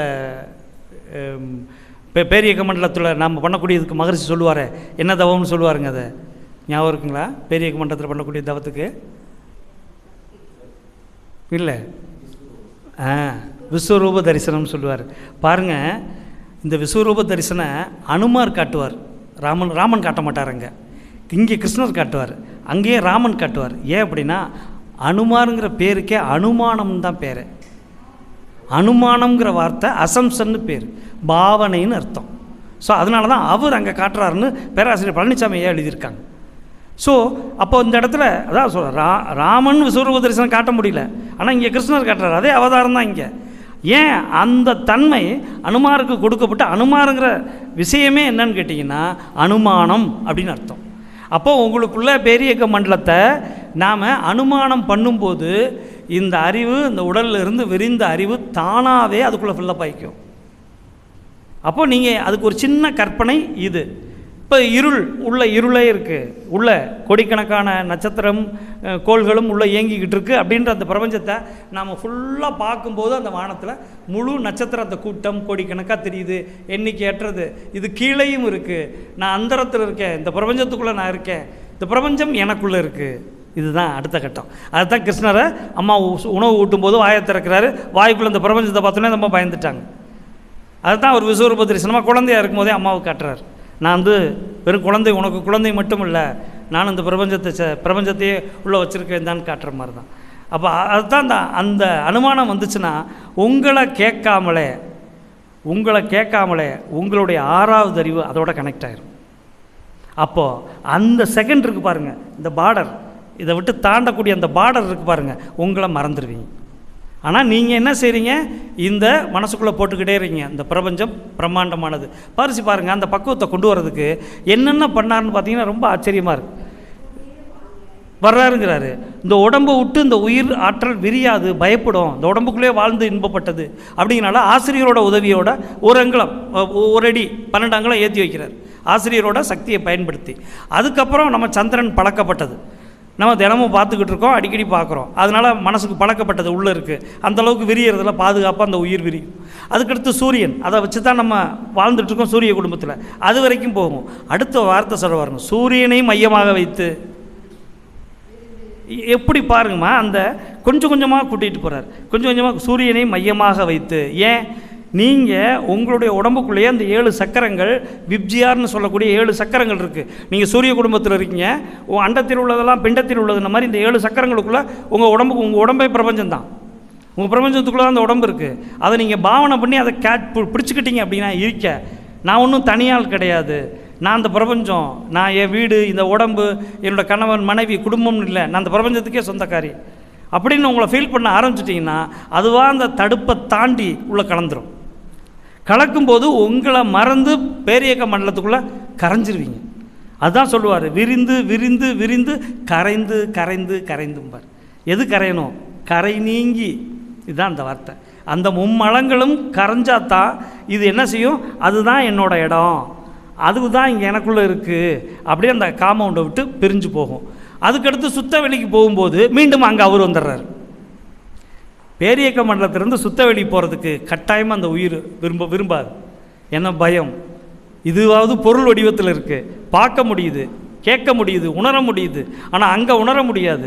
அங்கே தான் என்னுடைய தவ சக்தியை பயன்படுத்தி உங்களை கைப்பிடிச்சு கூட்டிகிட்டு போய் தெய்வத்திட்ட கூட்டி, குருவோட அம்மாவோட வேலை அப்பாவை காட்டுறது, அப்பாவோட வேலை குருவை காட்டுறது, குருவோட வேலை இறைவனை காட்டுறது. அந்த வேலையை அவரை அங்கேருந்து செய்கிறார். எதுவுமே இருக்காதுமா, எண்ணம் இருக்காது. அதையும் உணர்றதுக்கு சொல்கிறாரு, மூடிய கண்ணுக்குள்ளே இந்த இருள் இருக்குல்ல, அந்த இருளை அடர்ந்த இருளாக கற்பனை பாவனை பண்ணுங்க, இந்த அடர்ந்த இருளாக பாவனை பண்ணுங்க. அதை பாவனை பண்ண பண்ண பண்ண பண்ண அதுவும் அந்த வெளிச்சத்திலிருந்து மெல்ல மெல்ல மெல்ல கடந்து கரைந்து அப்படியே அதுக்குள்ளே கலந்துரும். அப்போ நேரம் இருக்காது உங்களுக்கு, நேரம் என்பது உங்களுக்குள்ளே இல்லை.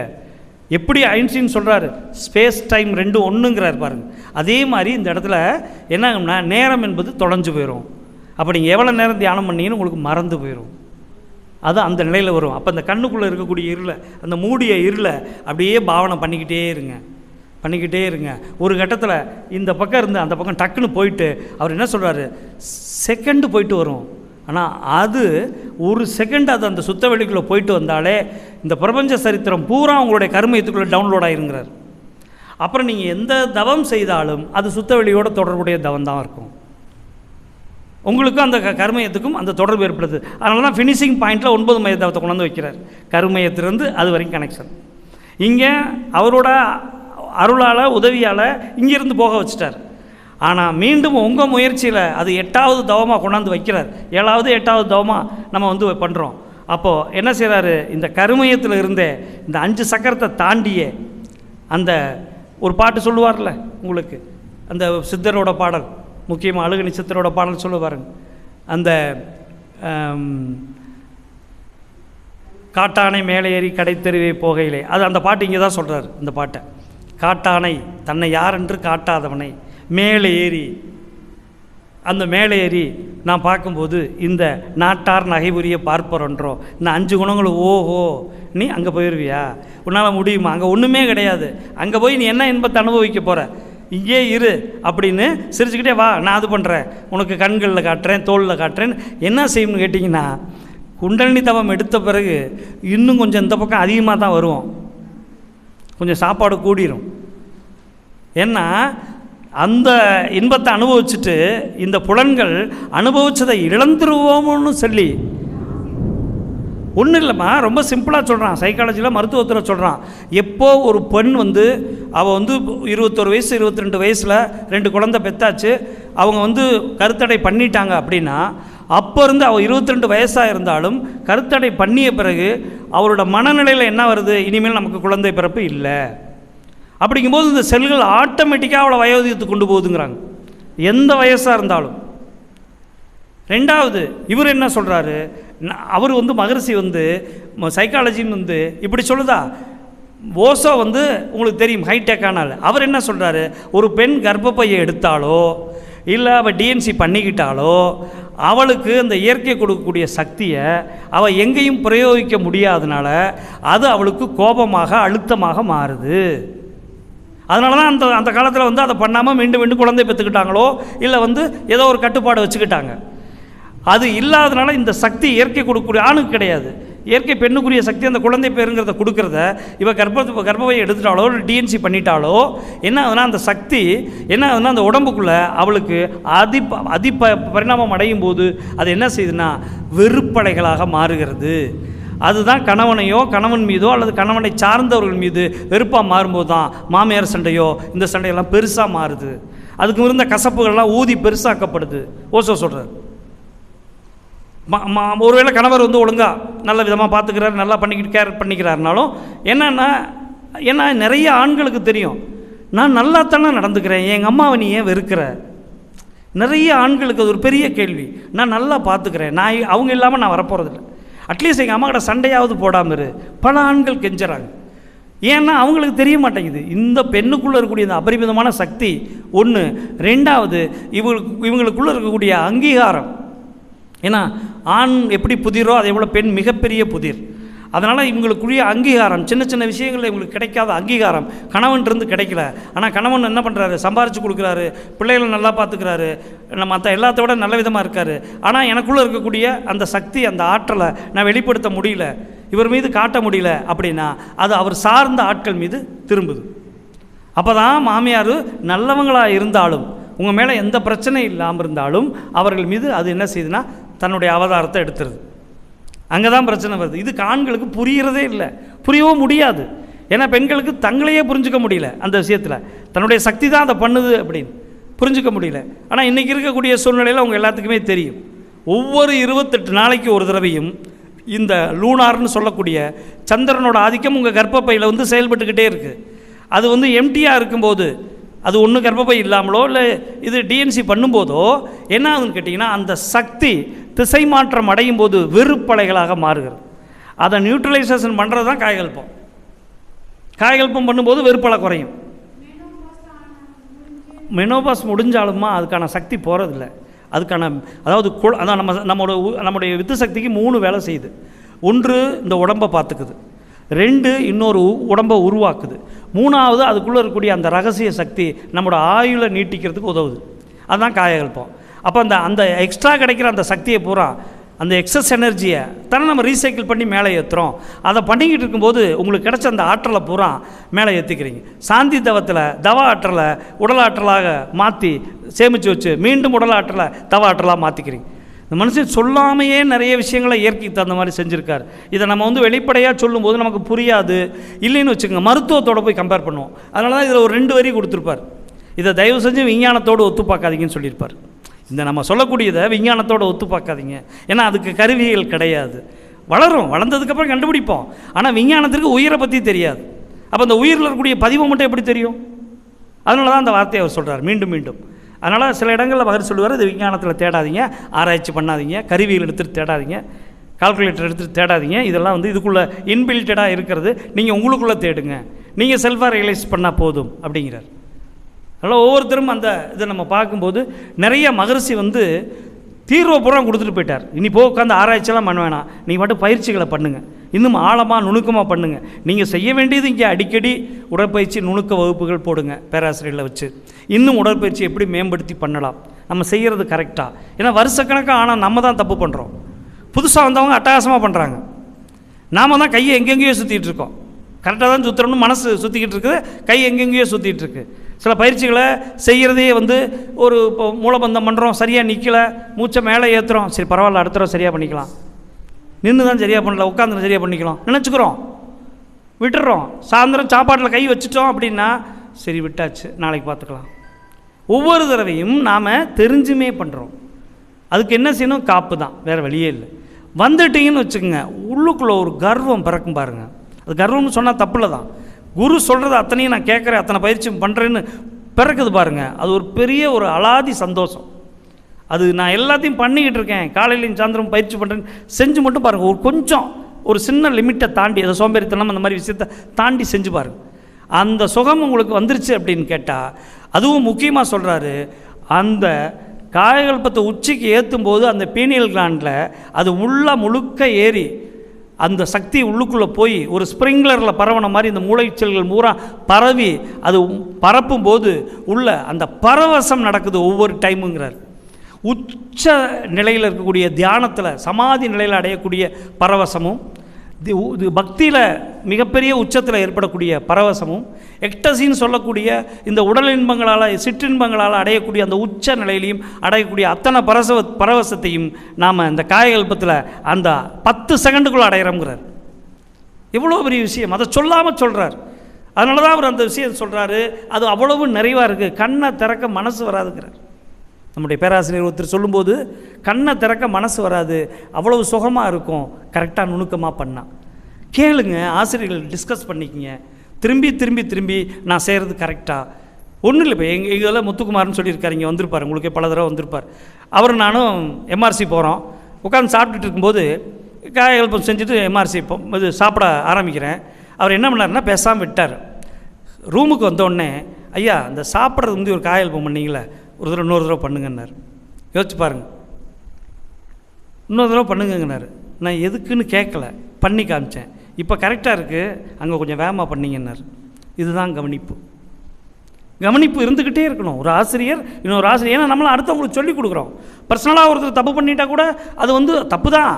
ஆனாலும் அதனால தான் சொல்கிறேன், அடிக்கடி உடற்பயிற்சி நுணுக்க பட்டறைகள் போடுங்க, காயகல்பத்தை போடுங்க, அடிக்கடி தியானத்துக்குள்ள நுட்பங்களை போடுங்க, அகத்தாய்வுக்குரிய நுட்பங்களை போடுங்க, போட்டுக்கிட்டே இருங்க. ஒரு டாக்டரேட் மாதிரி மீண்டும் மீண்டும் இதில் என்ன இருக்குதுன்னு நினைக்காதீங்க. நீங்கள் நான் இப்போ சொல்கிறேன், நீங்கள் இது இருக்குல்ல, நம்முடைய உடற்பயிற்சி புத்தகம் அல்லது தீட்சை புத்தகத்தை போய் படித்து பாருங்கள். நீங்கள் தீட்சை கொடுக்குறது கரெக்டானு மட்டும் பாருங்கள். பாவம் அவங்கெல்லாம் நல்லதுமா, அது நல்லது. ஆனாலும் பாருங்கள் அந்த நுட்பம் கிட்ட போனால் வார்த்தையே பலது வராது. நமக்கு இங்கே சொல்லிடலாம், அங்கே போய் வராது. அப்போது நம்ம என்ன செய்யணும், மீண்டும் மீண்டும் யாராவது நம்மளை உட்கார வச்சு, நம்ம அன்பர்களை உட்கார வச்சு செஞ்சு பார்த்துக்கிட்டே இருக்கணும், ப்ராக்டிஸ் பண்ணிக்கிட்டே இருக்கணும். வீட்டில் நீங்களும் நல்லது, அது பெட்டர்மா, அதில் ஒன்றும் பிரச்சனை இல்லை. இருந்தாலும் புக்கை படிக்கும்போது நமக்கு சிலது மிஸ் ஆகிட்ட மாதிரி இருக்கும். இப்போ அந்த ஆகினை மட்டுமே எவ்வளவு நுணுக்கங்களை உள்ளே வச்சுருக்கார். தொட்டு தட்டி சுற்றி 3 விஷயம் சொல்கிறார். அது. அப்போ தொடுறது எதுக்கு? அவங்களுக்கு காட்டுறதுக்கு. இந்த இடத்துல தான் அது இருக்குன்னு.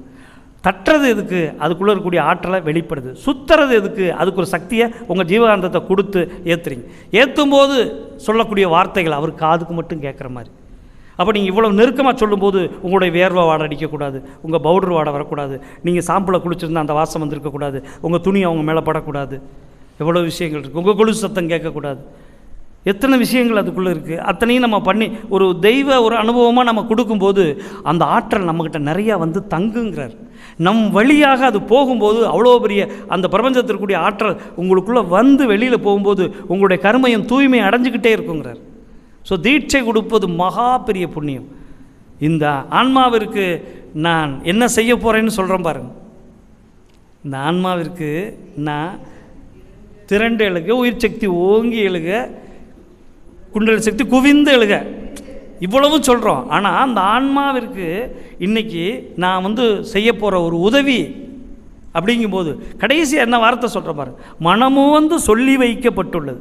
நான் கொடுத்தேன்னு கூட சொல்லலை அந்த இடத்துல. இப்போ அந்த வார்த்தைகளுக்கெல்லாம் எவ்வளவு நுணுக்கம். அப்போ அந்த ஒவ்வொரு வார்த்தைகளையும் படிக்காதீங்க, எழுதுங்க. எழுதும்போது அதோட ஆழம் உங்களுக்கு தெரியும், மறக்காது. ஒவ்வொரு தடவையும் நம்ம படிக்கிறது கரெக்டு, அதில் வந்து அது ரொம்ப கவனமாக வரணும். ஆனால் எழுதுங்க, அதை எழுதுங்க, 3ஆக பிரித்து எழுதுங்க. ஒன்று, நீங்கள் என்ன செய்யணும், மகாகாசத்தில் நினைவை செலுத்துறதுனா எப்படி செலுத்தணும். நினைவை செலுத்துறதுனா பல பேருக்கு ஒன்றும் இல்லை, கையை இப்படி தூக்கணுன்னே கையில் ஆற்றல் வந்துருச்சு அப்படின்னா எப்படி இந்த கையை உணர்வின்னு கேட்டால் ஒருத்தர் வெயிட்டாக இருக்குங்கிறாங்க, ஒருத்தர் வெயிட்லெஸ்ஸாக இருக்குங்கிறாங்க. நிறைய கான்ட்ராவர்சி இருக்குது. அப்போ நல்ல ஒரு பேராசிரியரை வச்சு இதெல்லாம் கேட்கும்போது அவங்க சொல்லுவாங்க. நீங்களே யோசிச்சு பாருங்கள், இருக்கிறது இதில் ரத்த ஓட்டம், வெப்ப ஓட்டம், காற்று ஓட்டம் இருக்குது. இந்த 3 ஓட்டம் இருக்குது. அதனால் இந்த கையை நம்ம உணர்கிறோம். ஆனால் தெய்வீக ஆற்றலோட சக்தி நம்ம கையில் அதிகமாக கூடும்போது என்ன விதமாக இருக்கும்? வெயிட்டாக இருக்குமா, வெயிட்லெஸ்ஸாக இருக்குமா? விண்ணுக்குரிய ஆற்றல் கூடுது, வான்காந்த சக்தி கூடுது.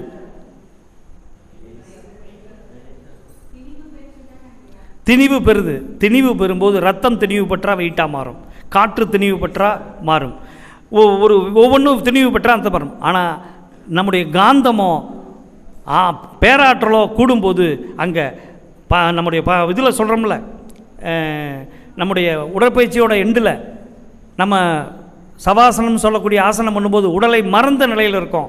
அப்போ அந்த உடல் உணர்வற்ற நிலையில் போகும்போது இந்த கையிலையும் அந்த ஆற்றல் வரும்போது அது எப்படி இருக்குன்னு நீங்களே யோசிச்சு பாருங்கள்.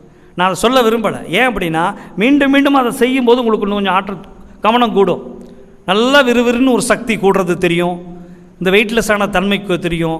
அதுபோல் கொடுக்கும்போது அங்கே உள்ள பாஸ் ஆகிறது தெரியும். அதுவே நீங்கள் குழந்தைகளுக்கு ஸ்கூலில் கொடுக்கும்போது போயிட்டு வர்றது தெரியும். அங்கே நல்லா போகும், அங்கே இருக்குது, நல்ல ஆற்றல் இருக்குது. அது பிறப்பிலேயே அங்கே 14 வயசுக்கு மேலே பூரிச்சு நிற்கிது. ஆனால் நம்ம போகிற பெரியவங்களுக்கு குறைபாடு இருக்கலாம். ஆனால் வந்து அங்கே அந்த குழந்தைகள்கிட்ட நிறைய இருக்கும். அப்போ கொடுக்கும்போது அந்த காந்தம் ஒன்று அந்த தள்ளுறதெல்லாம் தெரியும். நல்ல ஆற்றலை கொடுத்து தூண்டி விடும்போது அந்த ஆற்றல் தள்ளும் நம்ம. அது ஒரு பெரிய சுகம். அதனால தான் குழந்தைகளுக்கு கொடுக்கும்போது நம்ம பெரியவங்களுக்கு கொடுக்கும்போது 3லேருந்து 5 பேர்த்துக்கு மேலே கொடுக்க முடியாது. ஆனால் வேறு வழி இல்லை, நம்ம சூழ்நிலையில் குரு மேலே பாரத்தை போட்டு கொடுக்குறோம். ஏன்னா நமக்கு சர்வீஸுக்கு ஆளு. ஆனால் குழந்தைகளுக்கு நீங்கள் எத்தனை பேருக்கு வேணாலும் கொடுக்கலாம்.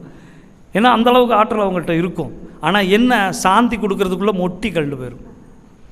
இன்னும் சில பேர் இன்னும் பாருங்கள், ஆக்னிதவம் கொடுக்கும்போது உட்காந்து கொடுக்குறாங்க. இன்னும் உட்காந்து அதை குண்டலினி சக்தியை ஏற்றுறாங்க. உட்கார்றதுக்கு அங்கே எந்த வேலையுமே இல்லை. சாந்தி தவத்தில் தான் உட்காந்து அழுத்தி பிடிச்சி 3ஆவது முறை அவங்களுக்கு தொட்டு அழுத்தி கொடுக்குறோம். ஆக்னி தவத்தில் உட்கார்றதுக்கு வேலையே இல்லை. ஆனாலும் தவறுதலாக அது நடந்துக்கிட்டு தான் இருக்குது.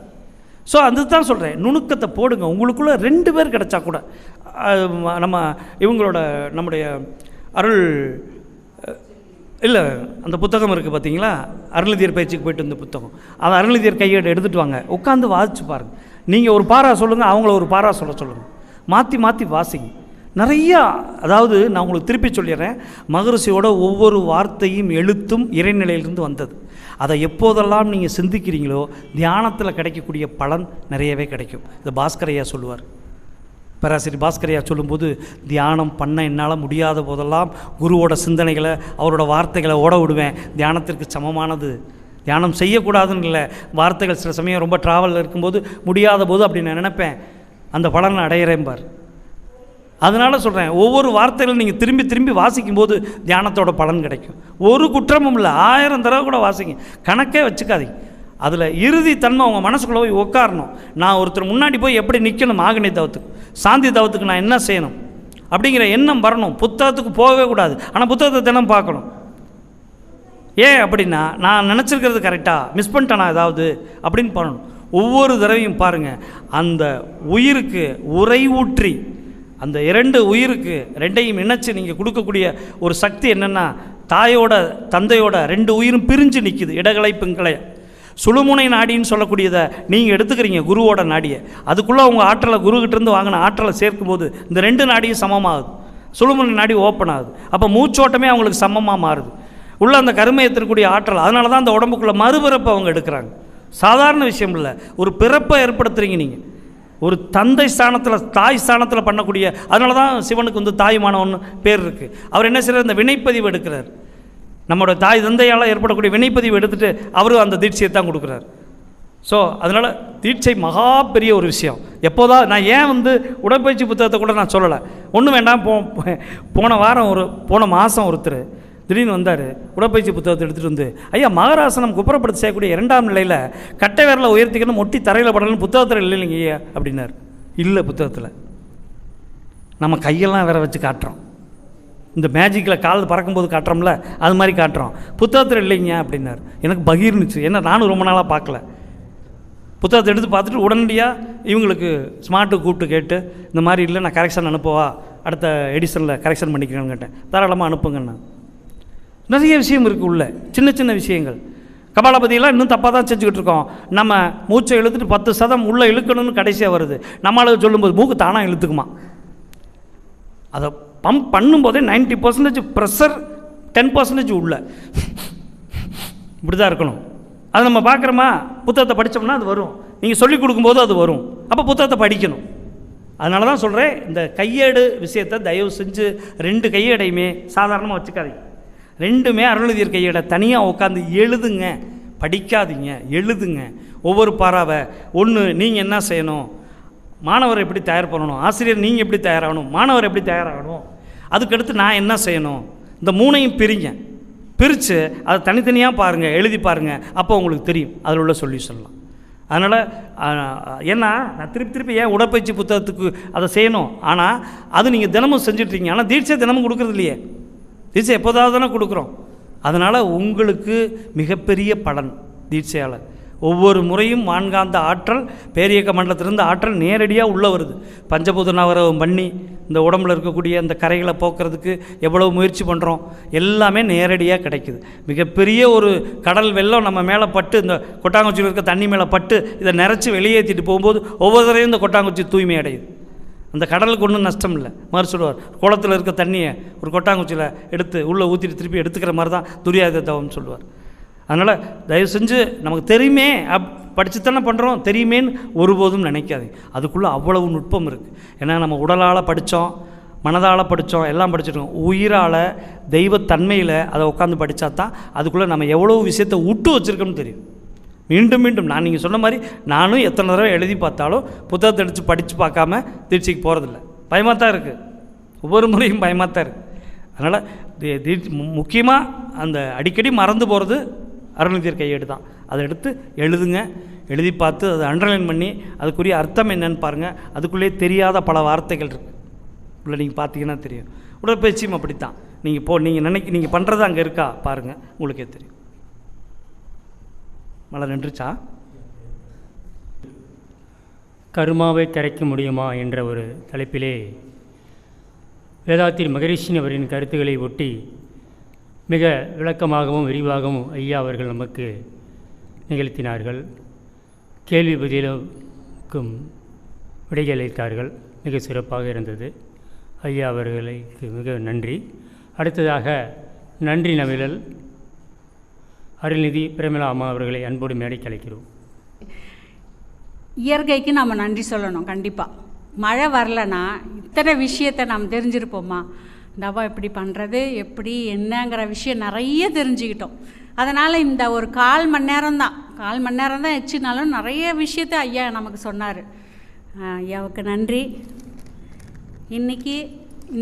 இன்று இந்த நிகழ்வை அதாவது சிந்தனை விருந்து கர்மாவை கழிக்க முடியுமா இந்த சிந்தனை விருந்து அவ்வளோ அற்புதமாக இருந்துச்சு.